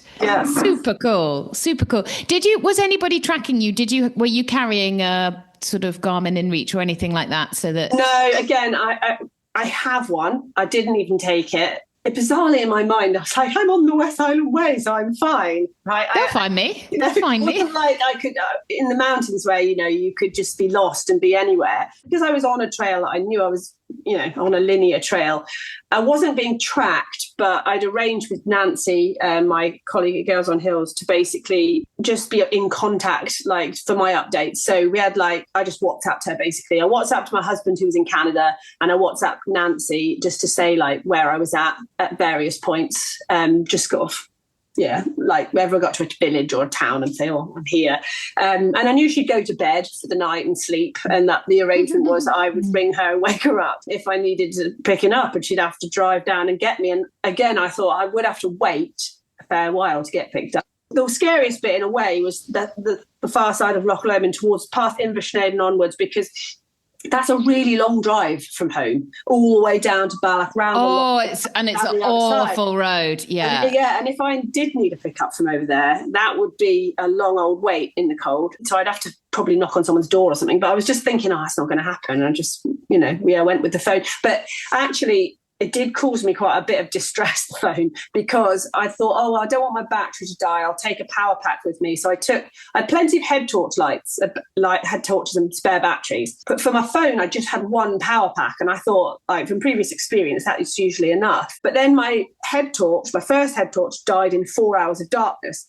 And I was like, ooh, that's nowhere near long enough for what I had sort of planned. I think because I'd been using it on full beam, because I was through the trees and it's cold. And I thought, I think the cold's really impacted my battery there. And I started thinking, how many more torches and batteries and bits have I got? And I thought, I'm going to need to power it down a bit, which was fine actually, because the northern section's much more kind of monotonous trail, and there was less of this complicated bopping about all over the place. So it worked out fine, but it made me realise that the battery power was being impacted by the cold. And then I started worrying about this power bank, because it wasn't like some fancy power bank that's designed for ultra running in the Arctic or something. It was just a power bank, like a small power bank. Yeah, my phone battery got low and the power bank did run out, but not till quite late, like Kinmel Bay or something like that. But I was kind of, rationing my battery to like messages and then putting the airplane mode on and trying to keep it warm. And I did think, God, this is ridiculous, because I should have like taken more power banks, or I should have like put a tracker on or something. But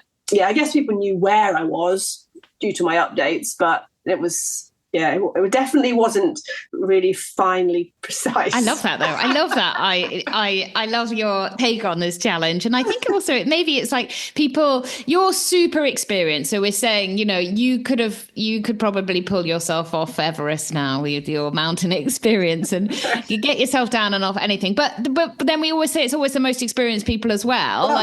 And you've gone, no idea, I didn't have a tracker. And I should have taken that. My husband, he's just printed off this checklist of, he likes to have a bag packed, ex-military, bag packed. So if someone called in, you got to get out of the house.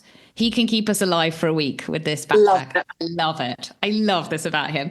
And he's printed off all these lists of what he's like, I must pack my bag. Because he had it in France. He's like, I must pack my bag. He also likes to us to have like tins so that we could also survive when this nuclear apocalypse comes in, which drives me mad because limited storage space. And I'm like, do we need 24 cans of tin? Anyway, he has this bag that he says, I always have it's all ready, and it's menstrual products. I was like, That'll keep you going for a month. That'll keep you going. SBS 50. Anyway, we sort of talk, but actually having a list like that is actually a really good idea of like, maybe Yes. this could be your next article on like things I wish I'd packed. Things I wished I'd done. Yeah. How did you feel then when the slight nervous anticipation of light and contact getting to the finish? How did you feel as you approached? It's the man, isn't it, sitting on the bench in Fort William? It was definitely fully into like relief by then, because I did actually have a bit of a faff towards the end, because I'd been messaging Hannah. Hannah is the operations manager at Girls on Hills, because I hadn't heard back from Nancy for a while. Then Hannah pipes up in the WhatsApp chat. You know, Nancy is in Arisaig on this hill walk thing. And I was like, no, she's meant to be picking up my children from school. Anyway, we'd had a miscommunication, and Nancy had gone out on a bit of work, had been moved, but then I didn't know, moved back. And so she didn't realise she was supposed to be picking my kids up from school, and she was going to give me a lift back from the finish. So I was actually just going to finish in Fort William and just be completely stuck there. So Hannah said, I'll come and meet you at the finish, but I haven't got a car either, so I also can't take you back to Glencoe. Anyway, I was just like, look, I'll just meet you at the finish line. So when I ran down the high street, by now it started to be quite windy and it was sleeting. So it was really big. Has someone got your kids from school now? I'm slightly nervous about that. The kids spoiler, are fine. They're all fine. But basically, I had planned it. It's just that somehow there was a miscommunication. So anyway, I arrived and Hannah was there, and she sort of shuffled me into Wetherspoons, which is right there, for chips. You had it. Yeah, I was going to say. Right? What? Which was amazing. She just literally was like, this lady needs chips and tea, and booked me a taxi for 2:30. My kids finished school at 3. So I was like, oh, that's good. And I had 15 minutes to eat my tea, eat my chips, drink my tea, and get in the taxi. But by now I'd seized up completely, and she had to explain to the taxi driver, because I like hobbled over. We've all been there. You're going to need to put my seatbelt on. Yeah. And I literally picked my kids up from school in a taxi. I just love run you. Oh my gosh, you are my hero. I love that. And were the kids slightly like nonchalant? Were they like? They knew I was doing the run. They're not that bothered. They were bothered. My youngest was bothered that I was going to not be. You there were back. We had to delay the start so she could have the elf on the shelf and the chocolate calendar before I left, which wasn't my original plan. So I started the run at 10 a.m., which is not a time that anyone would ever think to start anything, really. But that's just when I got there. I would just like to point out, I'm not a complete idiot. I just no, you're not. This is real life. This is real. Yeah. This is what it's like when you're busy working, mum, dad, whatever. I felt like if I could get to the start, I'd be able to do it. So that's kind of why it was a bit badly planned in some ways. It wasn't badly planned. It wasn't. It went fine. It was what you wanted. I finished it, and I can't say that having snowy laces or whatever has been a massive problem. I mean, I think you always have something, even if you've planned it within something always hurts, something that you don't expect to go wrong. How was that tea time and bedtime when the kids got home from school? Did you have anyone to help you? It's actually the following 2 or 3 days where Mummy's patience was through the floor. I was just like, I've just run the West Highland Way. I'm really tired. Just do as I've asked, because I don't have the best.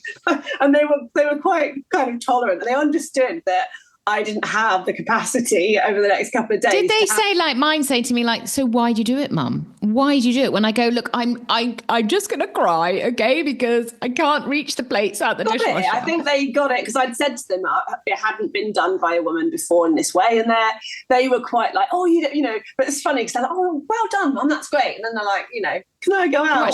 Gosh, or can you take me to so-and-so? And they're like, I can't drive. I can't. Yeah, so I love it. Oh my gosh. Well, I'm holding you in the highest esteem. I absolutely love that. And I love the fact that you go around and you pick the kids up, and the kids all the kids now, they're young enough that they're accepting it. That's what Mum does. Give them another 10 years. They go, no. Mum, what you did. And when they have their own kids, they'll be like, Granny is the coolest granny. Coolest granny around. How are you feeling now? We are, a week away from the Arc? Not the best, because after that, as you would expect, at the end of the West Highland Way, my ankles were quite swollen. quite puffy, and my ultra cankles. But one of them was more than that. One of them was a bit creaky, and I was like, oh, what have I done to it? I've definitely got a bit of tendonitis in there. Saw the physio. She was just like, oh, just rest. Just don't try and train. But for me, that would have been like the peak training window. So I was kind of like, oh, this is not great. This is not what I wanted. So I took like 3 weeks rest, like pretty much off running completely. I tried cycling and it wasn't actually any better. So I just ended up full rest, which is, not ideal. But I've found that I'm back to running and I'm going to go down and start the arc nutrition. But I definitely have a few niggles that I didn't have before. Starting at 100 miler with niggles is never going to be a good idea. But I just don't know how it's going to pan out. It's really different profile to the West Highland Way, which is really, really runnable, by the way. And that is so not my forte. So I think that was probably why things were creaking, because it was just so runnable. Nowhere near enough power hiking-y bits. 3 points of contact. Yeah. So, I think the arc nutrition will be, obviously it's runnable in comparison in some ways to the mountains. But have you got crew, or are you going? No, won't surprise you. So my parents are having the kids for me. So I'm flying, but my husband is again at work and abroad. So I'm literally going to take them out of school.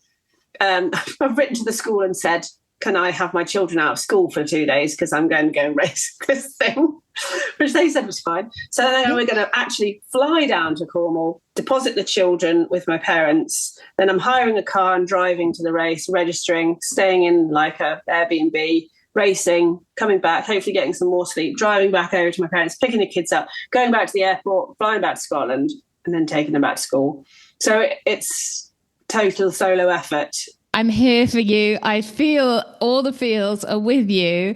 If anyone can do it, you can do it. Just give yourself grace and tell yourself after this holiday time. I would have thought if I can just get down there and get to the same old thing, if I can just get to the start line, I'll be fine. But with the niggles I've got, it's less of that and more of oh, well.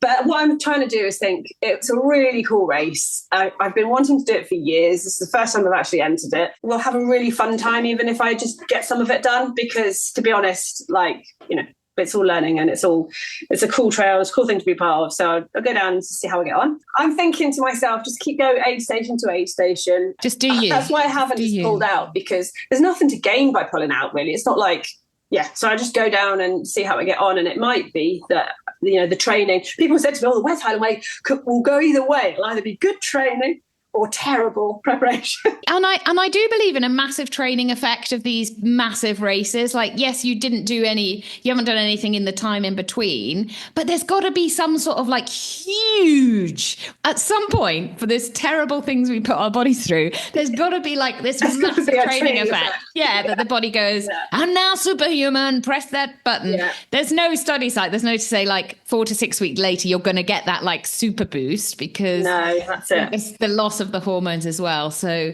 rest up, sleep up, ramp up that iron. I'm behind you. We've got you. We got this. So a lot of the arc as well, you're going to be in the dark, less dark, I would say, maybe than in the Scotland dark. There's going to be ambient light, isn't there? And the last couple of years, the weather's actually been on your side. Let's not worry about that now. But when I was doing my research for you, I came across a really interesting article that you'd written. I think it's for UK Hills. And there's some good stuff on. I've never been on that webpage. There's good stuff, mainly written by you. Some good articles. And you did a study about... I didn't realize how deep your fear was of night running as well, even though I'd read that and I'd read about your West Highland Way, and until we chatted just then about the fears. And it's something that comes up again and again on the podcast and Brew with the Coaches as people worrying about running in the night, worried about going training and not just racing in the night and being out in the wilds, running around the local area. What brought about the survey, and then what did you find when you did do that study? Yeah, so what brought about the survey was just the fact that I am quite scared of the dark. And I guess I got asking how much of that is based on previous negative experiences I've had of running in the dark, and how much of it is just inherent fear of the dark. So I'm pretty sure that even though I have had negative experiences that definitely feed it, I was scared of the dark before that. And it comes for me from, it's kind of innate in me. I wondered about other people, how common is that? I decided to carry out a survey, and Girls on Hills has got a good reach. And so we actually had 1,000 responses in like 48 hours, which is amazing. Quite a big data set. Yeah. So people feel strongly about it then as well. They do, because I often wonder in these surveys, like I see them and I think I will reply to that, and then life gets in the way. So people really did get on board with it. So what it showed is that, like, first of all, just generic fear of the dark running aside, there is kind of about 15% of the population, for women anyway, 15% of the female population who are scared of the dark. And other surveys in the past have shown that just as human beings, like between 15 and 23% of people are scared of the dark. That's a lot of people are just sort of generically scared of the dark, completely aside from running. So that kind of got me thinking, why is there this innate fear? Like we have fear of spiders and fear of these are one of our sort of like innate fears, quite common in the population. If you look at men versus women are 6 times more likely to be afraid of the dark generically. So it's definitely more common in women. And then I was asking the people as runners, how scared out of 1 to 10 do they feel in like urban, suburban and rural environments, just to kind of compare. And I think what comes out is that, like, should start with men because it's the most straightforward in a way.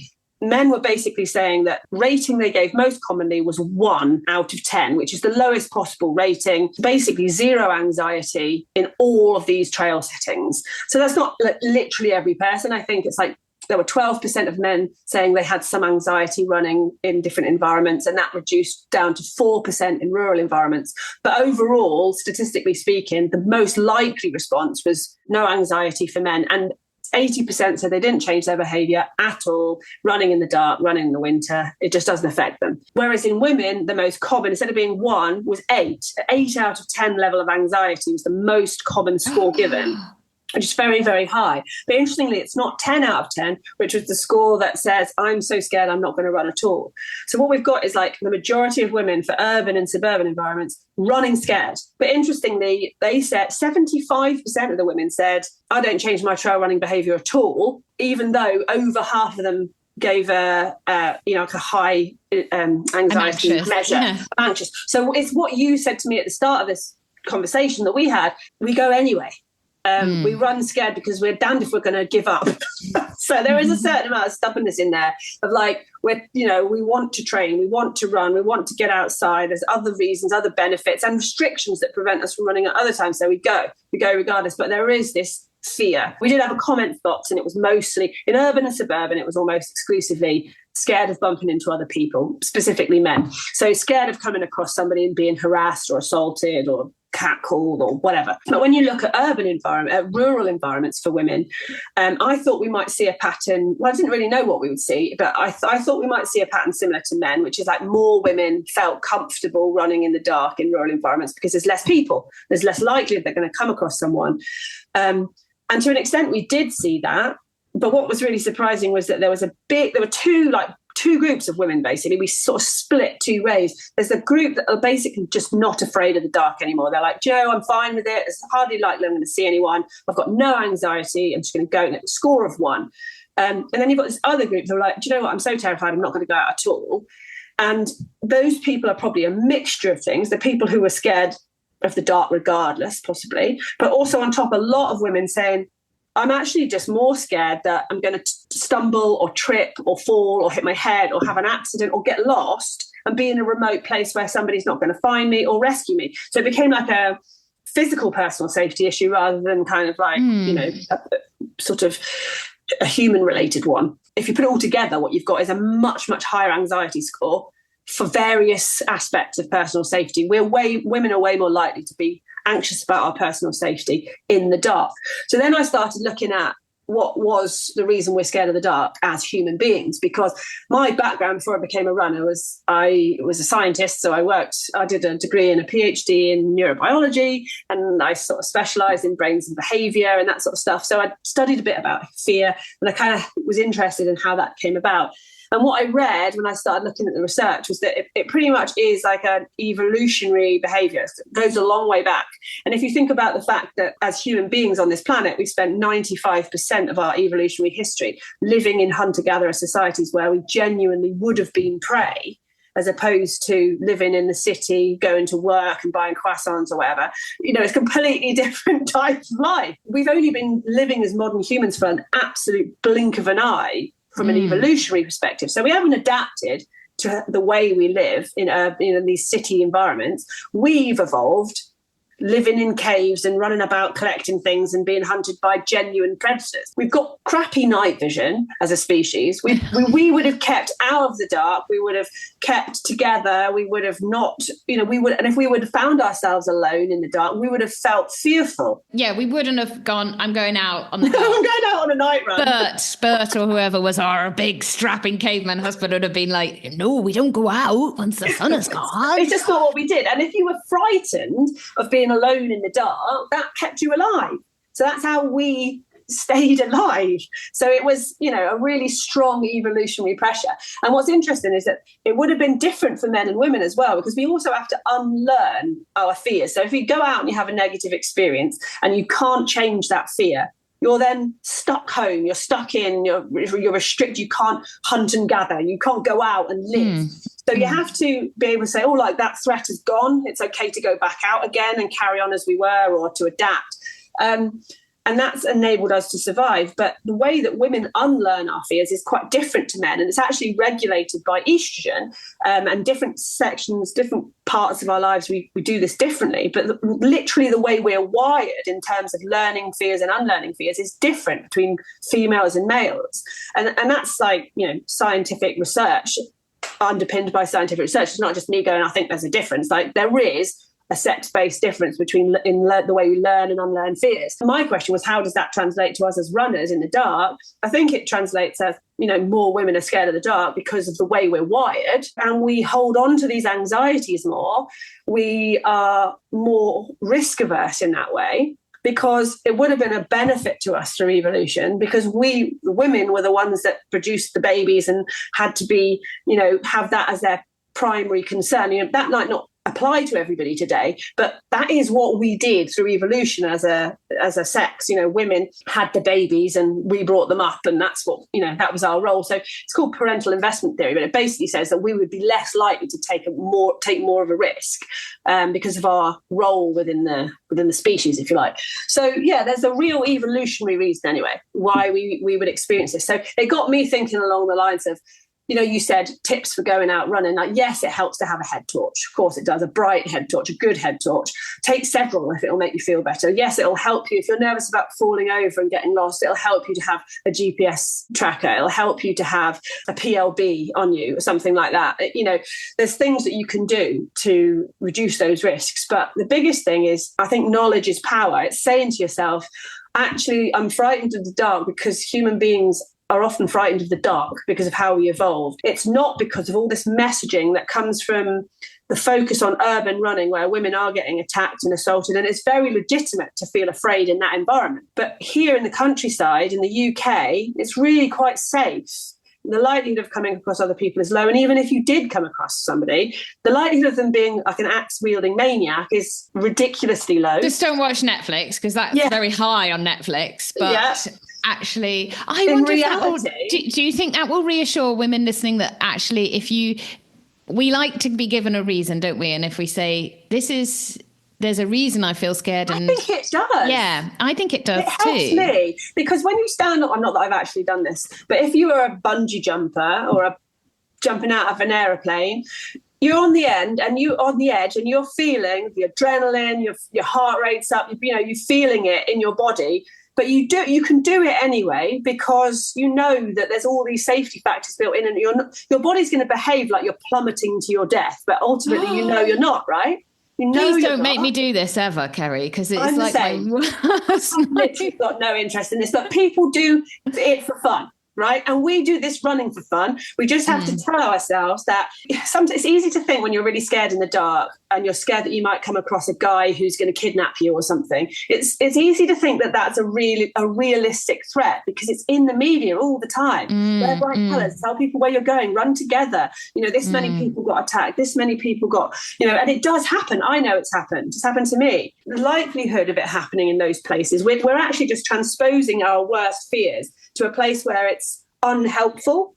And we're not, I've said this before, but we're not actually prey anymore. It's okay to question that fear. We're not being hunted. I think it's a difficult message to give, because you wouldn't want that message to be given to people living in an area where it was unsafe. But I'm talking about really rural areas, really like remote places, when we go out in the hills and mountains and stuff like that. So, but knowing that we, if you like, exaggerate fears in the dark, that's a natural phenomenon, physiological response to the dark, because we can't see very well.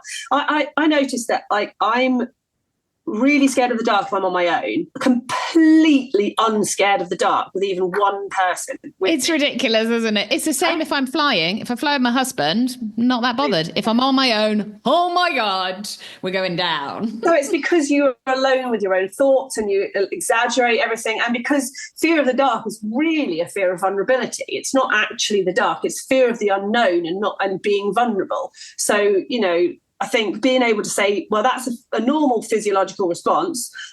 I'm behaving the way humans have always behaved through history, but it doesn't apply anymore. So I'm going to try and push back against that, and give yourself a bit of a mantra. Little steps maybe as well. If it is it's a real barrier to you, choose a well-lit block around you. And I was thinking about this last night, because we've got we can see our house if we run around the block, around the farmers' fields. We can see our house all the way. And my husband I went out in the light and he turned. We've got these like string of lights, and I knew he'd turned it on to like welcome me home when I was coming home.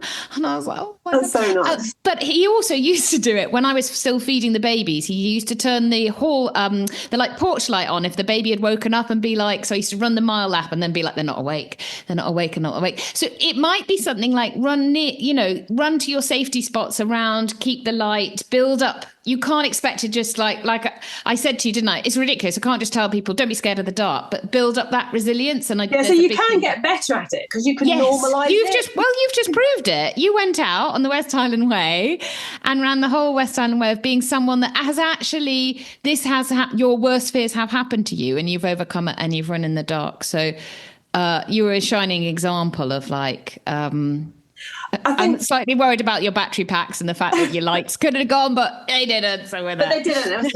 My lights were all right, I think, but the phone maybe not. But anyway, I think what I really hate is, I understand why the media has to obviously report these things, because we need to know about the risk to women and we need to do something about it. But the double whammy there is the messaging is really disempowering for women. It's like, you must act like prey. You must be bright. And it's almost always the women's fault. It's almost always. Don't go out if people don't know where you are. She was out running that early. But I mean, in America, they actually have, I found this out when I was doing some research for the article, they actually make leggings for a concealed carry. So you can carry your weapon in your running lycra. And that's a thing. You buy your leggings so that it has an inbuilt holster. Now, we're not there yet, or we won't be. No, but my Sweaty Bessie leggings have a really good phone holder, and a gel. But that's the thing. It's like, it's a real fear, but making women feel like it's on us to change our behaviour and to act accordingly, to run in groups. I mean, I've tried to say to people, use running in groups as a way to desensitize yourself to the dark, and practice getting out in the dark as a stepping stone to feeling more independent in the dark, rather than go and run in the dark with people because you're vulnerable and you're safer in groups, because that just makes you feel like you're some sort of like zebra or something. I love that thought as well. If you want to read the article, it's over. We will put the link in the show notes. It's on UK for Walking. And there's lots of other really good stuff in there. Right, I've used up so much of your time. We both know. Gosh, that's all right. I'll go for my run. You've got to go for your run. Quick five to finish, and will be a quick five. Favorite, I've just started the Munro journey with my kids. We're super excited. Slightly curtailed by the winter, but we'll get back into it in the summer. What's your favorite Munro? Oh, I find that really hard to answer. I'm going to go with an obvious one. I'm going to go with Buccleuch Moor in Glencoe, just because it's such an iconic mountain and it's such like a sentinel as you come into Glencoe, so striking. And it's got a really unusual view over the moor. So yeah. Favorite type of person to have in your guiding group? I didn't put least favorite, but favorite. In the group? Yeah. That's an interesting question. I would say the sort of people who get straight away that we're all in it together. and they like don't have to be at the front or anywhere in particular. They're like moving around and helping with the people. Like we've got some amazing women who just like, oh, they clocked that so-and-so at the back is maybe struggling a bit, and they're like, go and run with them or walk with them and like reassure, and everybody's like pulling together, and those people make such a difference in a group. Okay, be that person. Be that person. You're getting to the top of a mountain. You're getting out. You had a little bit more time to prepare. You're getting out your favourite drink and snack while you sit and admire the view. What is it? My favourite drink would be chocolate milkshake. I never take it up the hill, but my children genuinely think I'm addicted. They take it out. They take it out of my shopping bag, and I have now started to hide the empty bottles because they say I'm addicted. And now I behave like someone who is addicted to chocolate milkshake. We actually had an argument in front of the cashier, the lady at the till the other day, and I'm going, "It is not an addictive substance." And they were like, "But you're addicted." So anyway, chocolate milk and maybe salt and vinegar hula hoops because they're just the business. They are the business. Do you put them on each finger? Or sometimes. Yeah. I get funny looks in my races when I'm just having I love a hula hoop when I'm running. Right, a question we get asked a lot. What is your go-to waterproof? A proper mountain waterproof, not a running mountain waterproof. What's your go-to? Yeah, this is going to keep me dry and warm for the day. Yeah, so I'm using, mostly through the winter, I have the Innovate Venturelight something waterproof, which is basically their hill walking or their fast packing jacket. I use that. It basically fits over, even fits over a helmet, like the hood, and it's like a proper, it's not designed as a mountaineering jacket per se. It is, as I say, designed as a walking jacket, but for me it's a good crossover between like heavier duty waterproof than most of your running jackets, which are like feather light. Those running jackets are great, but they're not going to last a day. That's the problem, isn't it? Like, they're fine for a long jump. You need a proper, the peak is the key. Adjustability, and it's a bit heavier duty and good pockets. And cuffs and big enough that you've got your layers underneath. A little elasticated cuff just isn't going to do it if you've got like knits and stuff, because you end up with exposed wrists and I think more and more people are finding that out. I've got an Alpi Kit jacket that I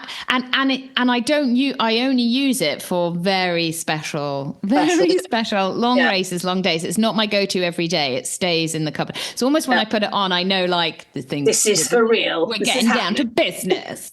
Getting down to business here. We always post our podcast on an Instagram reel, and you get to choose the song that you would like to go with your epic West Highland Way adventure. I guess you didn't listen to any music because you were on Sirius. Do you know what? I actually listened to a J.D. Kirk novel. That's how slow I was running. Okay. I do actually like listening to audiobooks when I'm running. So I listen to a book, an audiobook. Love it. I listened to an audiobook the first time when I did the Winter 200, just because I needed something to take away the sadness of my mind. I listened to the which I'm now addicted to, the Thursday Murder Club. Oh yeah. Have you read that? But I've seen that. Yeah. Oh my gosh. So I've just started book 3 and they just get better and better. Yes, if you like an audiobook. I do. I really do. Yeah. Easy listening, but good stories. Yeah. Sorry. Your song of choice. I'm going to go for something upbeat. And last time you completely stumped me with this question, and I basically was unable to think of even a single song in the world. But my children love this song, "Money on the Dash." It's an upbeat modern. Who's it by?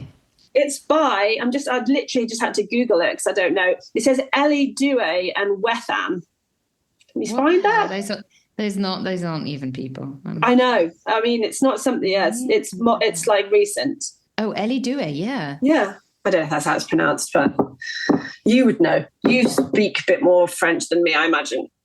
This is quite a cool song for you. No, it's upbeat, isn't it? Yeah, it's good. I have it on my running playlist, and the kids have adopted it, and now it's become like feel-good song. So yeah, I love it. And when you find songs like that, and the kids are like, "You listen to this, man? It's quite cool for you. You and your chocolate milk." Thank you so much for giving up all this time. I feel like I've really got a lot, not just when you came on to talk. Brilliant. Oh, it's so good. So inspiring. I love talking to another mum, and we will be invested in your ARC dot. Go out there, do good, do amazing. You'll do amazing. And hopefully as well, people who will be listening to this who might be on the ARC, being one of the archangels, and when you come in, you'll get an extra help. I need it. Yeah. Of love. And especially good luck with getting the kids down there, palming them off. I'm hearing all that. And we should put the links to the book in the show notes, and anything else. If you're thinking of doing any of those sky running routes, you might be lucky enough if you go on one of the recce's to be guided by the wonderful Keri, and hopefully our paths might cross coming up your way, and you can take me across. You can take me across some territory. You've got Eddie went quiet. No, I didn't go quiet before. She was. Keri will be like, do that more often. I love that. I'll speak to you soon. Thank you so much. Cheers, Eddie. Bye. Bye.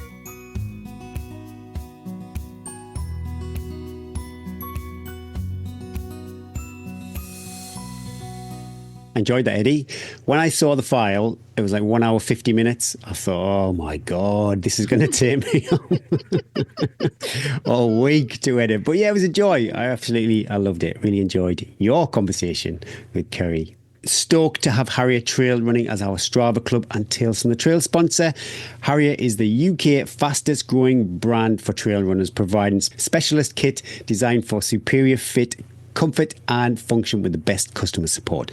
Check them out for race vests, waterproofs, poles and other trail essentials at the Harrier Run Free website, where you can also download your free copy of How to Run an Ultra. Use the code T10 for 10% off site-wide, or check out their brilliant trail bundles for a special 20% off. I've been using their Baslow waist bag, which has a 300 milliliter bottle in the back, plus it's got little zips, you can put a phone in, it's got little pockets at the sides, and I love it because I was just thinking about it when you were saying about fueling those midweek runs. If you're going to be running over an hour, I do recommend you fuel a run, especially if you're running most days. You can just put a little bit, because if I run for over an hour, Gary, I'm thirsty. If I don't drink for 90 minutes, when I get back to my car, and then the rest of the day I'm dehydrated. So that's really amazing. And the waist belt is really hard as a woman to find a waist belt that fits. They either ride up, they don't ride down, they put too tight into it. We're fussy about that sort of thing. This is great. This sits, you can tighten it, you can loosen it if you want to wear it over your coat. Just enough water for like a 90-minute run, plus a gel, plus your car keys, plus your phone. Plus, for me, I've got the dogs with me in the morning, dog poo bags. If also when it's like February and you're cold when you start, and you don't want your gloves. I love this. I love this bag. And if it means that I'm going to fuel those runs, because I'm so lazy, and I'm sure lots of people like this as well. If I'm like, I can't carry that gel, I'm not going to take it. But I just put a couple in my bag, and then if I need it, I take it, and then I'll just chuck the wrapper away, but then I know I've always got a couple of emergency ones in as well. So if you're looking I know people are always on the hunt for some sort of waist bag, but I really like this one. It's called the Baslow waist bag. First up in the Strava Club is Gaston. It's solar, 57.9 miles a week, 31 mile longest run, 5,907 feet of vert. Walking, weights, and 2 big days out to over 18 miles one day, and then a whopping 31 miles the next day. That is incredible. Rob Wilson Knowles, next up, 63.1 miles for the week, longest run of 43.8 and 7,493 feet of vert. Pendle way in a day. Almost a DNS, then almost a DNF, but he got the job done. That sounds like a super stressful day, Rob. Kudos for getting it done. Last up, Lisa Darby. I know Lisa Darby. She's a fellow Sedgefield Harrier, so it was great when Lisa's name popped up. 60.2 miles for the week, 14-mile long run, 2,182 feet of vert. Lisa Darby never stops. If you follow her on Strava, oh my goodness me, she is busy. Pilates, dogs walks, runs all of the miles too. She's very inspiring, to see Lisa show up year after year, and it is paying off. Nobody sent in a heavy flex this week, Eddie, so I had to go scouring the internet. Oh, Lord. Gosh, did you No. type in? But first up came Beverly Tucker. She's doing and you remember Beverly Tucker? She's been a guest on the show. She's doing the virtual coast to coast for February. She enjoyed the Montane virtual spine in January so much, she had to sign up for this one, 190 miles in a month. It's a good way to be motivated ahead of the real thing in April. Love that. What a great idea, Beverly. That's a lot of miles. Next up, Levi Charlton getting the graft done on Ben Lomond yesterday with Andrew Taggart. White out 400 metres from the top, so had to make a call and turn back. We've done this Monroe many times and appreciate the dangers of Scotland at its finest. I appreciated that post, Levi, because didn't have 4 people they have a hashtag sound SMJ, Sound Mountain Judgment. The mountains, they're going to be there another day. Heavy flex, if you know someone who has flexed, or maybe you've been flexing, please let us know. This is your opportunity to big up a mate or even yourself. Email hello@teaandtrails.com and pop heavy flex as the subject. I always get nervous when I get the kids to Google stuff, because quite often we have conversations of like, we were talking about, love the school run because they're trapped in my car so they can't escape. We were talking about pressure, and I said, pressure, diamonds don't crack under pressure. So you have to think of it. And they were like, I think they do, Mum. I was like, no, it's the same. Diamonds don't crack under intent. And they were like, let's Google. Straight on Google. Straight on Google. And then I'm like, oh God, what are they going to find? Are they going to come? Am I going to hear horror from the back? They do crack under pressure. They do crack under pressure. So then they have great pleasure in telling me telling them not to proving you wrong. not to get nervous, not to worry about things. That's a real moment in life. Basically, for a huge part of your life, your parents unwaveringly right. And then there comes a point when you see some chinks in the armour. Tales from the trails. Some of you may recall my story from the 2023 Lakeland and episode 52. It was a snippet of how, with unwavering support, I'd recovered from addiction, homelessness, and overcome the physical and mental aftermath. In doing so, I reconnected with my family and met my wife, Sian, who just happened to be training for the Lakeland 50. As we all know, running, especially trail and ultra running, is contagious, and I got the bug, so did my son. Including my brother and sister-in-law, our family has now completed 16 Lakeland finishes. We won't talk about my DNF last year. It's still a sore subject.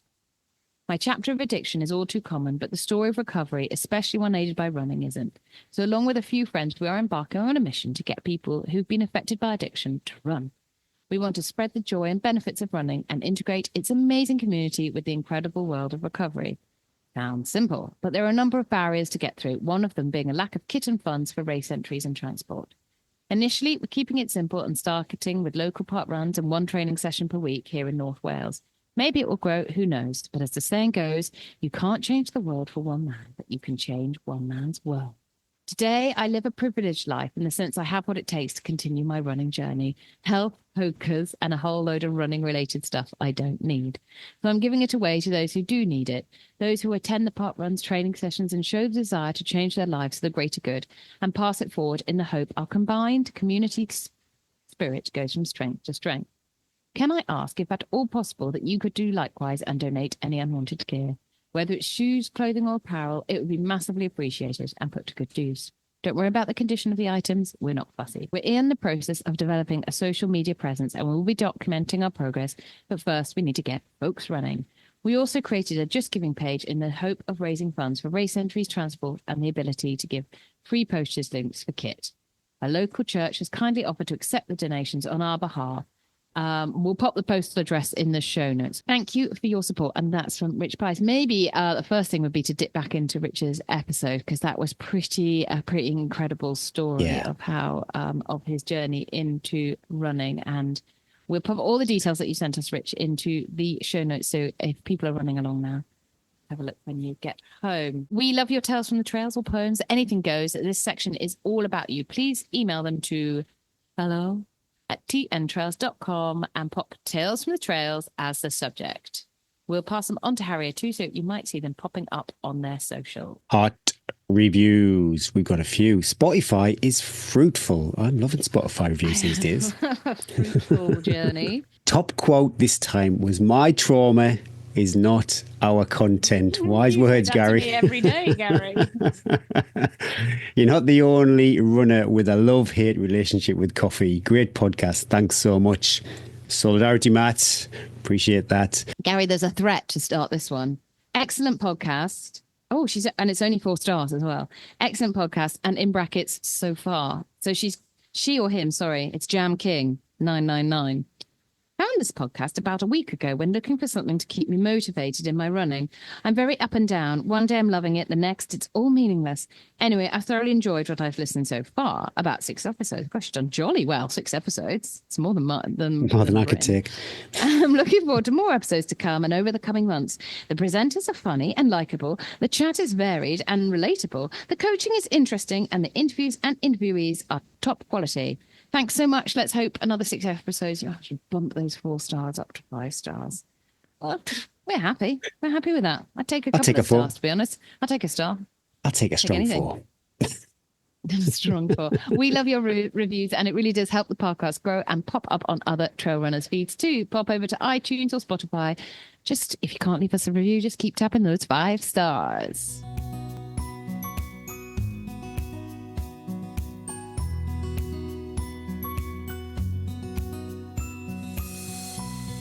Thanks, Protein Rebel, for bringing us home. Whether you're trying to get a PB, training for your first ultra, or going for your Lakeland 100 slate. I don't mention V50 anymore. I think that is out of touch. I'll be happy with the finish. Protein Rebels products are easy to digest with no artificial additives, providing both performance and overall health benefits. Yeah, I've got my magnesium again, I've had my collagen, and I've had some protein too. I wonder, actually, I am feeling quite up and about. I wonder if that is, it's really hard sometimes. Annoying. Do you think that's what comes with the very smug and annoying? But yeah, I wonder if the magnesium, that's partly why I'm feeling so up and about. If you would like to try Protein Rebel, then use the code T15 for 15% off your first order. We've got a competition, and to celebrate, Lewis Ryan winning the 2025. Oh, we're celebrating Lewis. Well, Lewis is hopefully going to be a future guest. Unless something happens, we're going to be chatting with Lewis next week. But to celebrate Lewis Ryan winning the 2025 Arc of Nutrition by UTMB, we have teamed up with Scarpa to offer an incredible Instagram giveaway. We are offering one lucky person a chance to win a pair of their Spin ST shoes. I have these shoes. I would say they are very aggressive, got a little bit of cushioning, so you don't get too bashed up if the day's a bit longer. I wouldn't want to do, say, Lakeland 100 in them. They're not really that cushioned, but yeah, wow. And they're vibrant too, so ticking quite a few boxes. To be in the running for this incredible prize, simply pop over to Instagram, like this post, share the post to your stories, and follow T Trails and Scarpa _UK. In the comments, say what your favourite trail is. Like I say, I've got a pair of these shoes. They are a great shoe, and I wonder actually if this is what Lewis had on his feet for the Arc of Attrition. You can change shoes, can't you? You can have like drop bag or crew on that. So maybe use these as for a specialist, a certain part of the route. Competition closes at midnight on the 23rd of February 2025. This competition is for Instagram only. Winners will be contacted by direct message. UK only, and you've got to be 18 years and above. Oh, sadness. I can't quite enter yet. You've had a hard paper round. What's coming up? I want the world to know. Where's that? What's that advert from? What's that music in that advert? What's coming up? Oh my goodness, yeah. Oh, come on, everyone's shouting at us. Is it like a TUI or something like that, like holiday advert? Is it? Who knows? What you doing, Gary? What you doing? Oh, right. Got a little bit of a dilemma. Middle of Feb. Oh, no, beginning of Feb. I've done the gym on a Monday. If I don't do the gym on a Monday, then I feel like I'm chasing that 2 strength sessions in the gym. I can do 2. I'll do the one at home and I'll do the one down the gym, but it's a debate whether what I do at home is actually a strength session or not. So I like to do the 2 down the gym. And if I don't do it on Monday, I find it a real struggle. So I did that on Monday, and I did my easy elevation on the treadmill too. But what I'm thinking, I don't know what you feel about this. I want to do the 2 long runs every week. Monday should be an easy day on the planner, but Monday I feel like time is on my side on a Monday. So I'm thinking about flipping my long runs to do Wow. Sunday and a Monday long runs, basically. And then I do my strength too. Because I run recs, do a few miles of recs, then I run to the gym, then I can do 5 mile on the treadmill, then run home. Before I know it, I've done kind of 15, 16 mile without really too much heavy lifting. But then also do the weights too, and then maybe do my long run Saturday or Sunday. I'm not really too bothered. But in effect, I've started the week a day early. So Tuesday would be my easy day. Just think that's how it might. I'll try it for a few weeks. If it works, Try if it it. doesn't That's work. exactly what I'm going to say. Try it. Lots of athletes who have funny working weeks or busy weekends get Yeah. it all done at the beginning of the week and then just flip it all around. I do the same. Yeah. My weekends are a lot less than Yeah. my week volume because that's when I become taxi. Monday might just work better for me. I think for that second, it will be a way long run. Like I said, there'll be Rex miles, there'll be run to the gym and then the treadmill. But I did the treadmill on Can't wait. Just keep us posted with all the deets. my Strava. Will have like about 50 activities on that day. Esme's home for a few days, which is nice. Gonna have to juggle things around because I want to spend as much time as possible with Esme. So I'll be going to the gym, doing my treadmill session and my weights tomorrow night, which, sad times. But generally speaking, it is just a rinse and repeat. We say all the time, there's no magic. It's just graft, but not too much graft because I don't want to break anything. Yeah, I might go to the moors again. We'll see. Nobody is having a chat. There's no one's hatching any Quiet. All plans. group chat quiet. Yeah, I think Robert My might go to group the chat's not lakes. quiet. We've got plans. We've got plans, yeah. fun but times. You're not invited. Yeah, nobody is cooking anything up just yet. We'll see what happens. But maybe go to the moors. What about yourself? Oh, Gary. Oh, Gary. Oh, Gary. do you record that bit and just play that bit back to yourself? Oh, Gary. I'm back running. I'm able to run, and every day I'm able to run.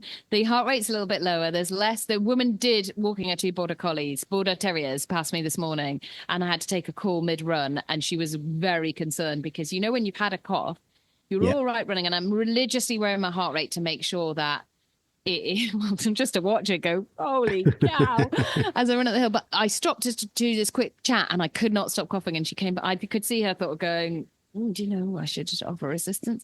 So I'm back jogging and it's not wiping me out. So I'm able to do my runs now and come home and I feel all right. So we're back to we've got the volume back up. I'm not ready for workout. No, well, I don't need to because all the running is the workout itself. So I've done an uphill treadmill steady. I was like, the pace was zone 1, but the heart rate, then I kind of feel like this is easy training because I can go really slow and the heart rate's going up. So I've done a treadmill and I'll do another one, but it'll all be easy. Did my strength, felt okay. Just did, again, lighter weights, more reps. It's all about being flexible, isn't it? And seeing how you feel. Just feeling so much better than last week when I questioned whether life would continue. And now I feel that I a little bit of a runner again. I'm enjoying being my You've got more energy, Eddie. Great to hear. More energy. I had a client message me. He watched the YouTube from last week and said, I'm concerned, Eddie. I hope you're feeling better than what I've just seen. Bless. Anyway, so yeah, I'm just going to do easy miles. We've had some discussions. You, me, and Bryn, my triad of I run everything past you and Bryn of like, is this morally the right thing to do?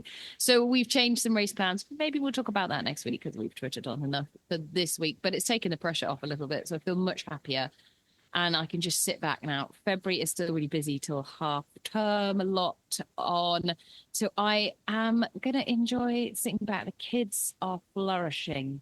I don't talk about the kids as much as I used to because I guess they've been sort of setting their own little stories up, settling into life, but they are now like really finding their way in their new life. They've been amazing. They've just walked in, put on school uniform, learned how to tie a tie, walked in, but obviously a big change from their lives as mountain kids and skiing kids to new sports, but they are really settling into life and really in loving.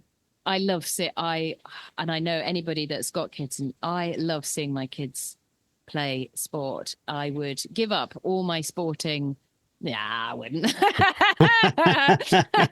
But I get so much joy of standing on top line with a flask of tea, watching my kids enjoy doing their sports. And if I get a little glimpse over at me during a match or something, or a little thumbs up after a try is scored, I'm like, I used to love it. George and I don't do the gym anymore, but I used to love the gym. Me and oh, you George. need to get back into that. Well, he does the gym on his own with his college. But isn't it funny? I don't want to get too gushy. Like, I'm mindful about sharing stuff with my kids because they are adults, and if they wanted me to share it, then I'm sure they'd tell me. So I'm very limited in what I share. But when I look at other people's kids, I don't feel anything. But when I see my own, it's like it's like Gary, a little. That's good. That's actually right. But it's like they've got like a ready breath glow or something around them. It's like, oh yeah, I can't really put it to words, but there's just something. Good sort. You're a good sort. So yeah, I think I feel back on a little bit of jogging. I think maybe the winter 200. I think the fact my HRV is still low. I think that illness took me down basically. And I think the body's an amazing thing. It went, yeah, you're back, but you're not ready for this, Eddie. So I'm going to take you down, down, and then we'll reblossom with the spring. You got snowdrops around you, Gary? Yeah, popping up. Popping Love this time of year. Daffs will be up soon. Daffs, bluebells, it will be up soon. So there we go. So onwards, hopefully this time next week, even the last of the husk will be gone, and we'll be back to some workouts and back to looking forward to spring and summer adventures. No more fishing. Incredible. No more fishing? Fishing for sympathy. Oh, fishing for you. Right. Good luck to everybody out on the trail. Send in your pics. And if I remember, I will pop a post on Facebook begging for you to share your tales and adventures. And shout out to all you Punk Panther runners taking on the Punk Panther Harrogate Hustle. Have a blast. Thanks for tuning. Oh, no, you read this now because I've done it the last. Oh, I like it when I start and when I end, just to leave my... Oh, I bet you do. Dulcet tones and peep. I forget what to say. Thanks for tuning in. We love you for listening. Please share this episode and the pod and share the love. Pop over to Instagram, Facebook and YouTube and subscribe, or even consider being even more awesome by joining Patreon. Thanks to X Miles, Precision Fuel and Hydration, Phoenix Light UK, Harrier Trail Running and Protein Rebel for sponsoring this week's show. Remember those new customer discount codes: T10 for Shocks, T15 for Protein Rebel, T-Time 25 for Precision Fuel and Hydration, and T10 for Harrier Trail Running. Thanks to our partners and patrons too. We couldn't do this without you and your ongoing support. One take, boom, done it. Let the trail rise up to meet you. The wind always be on your back. Be kind to your future self. Breathe and believe. Progress, not perfection. My name is Eddie Sutton. And my name is Gary Twits. And that was episode 107 of the TM Trails podcast.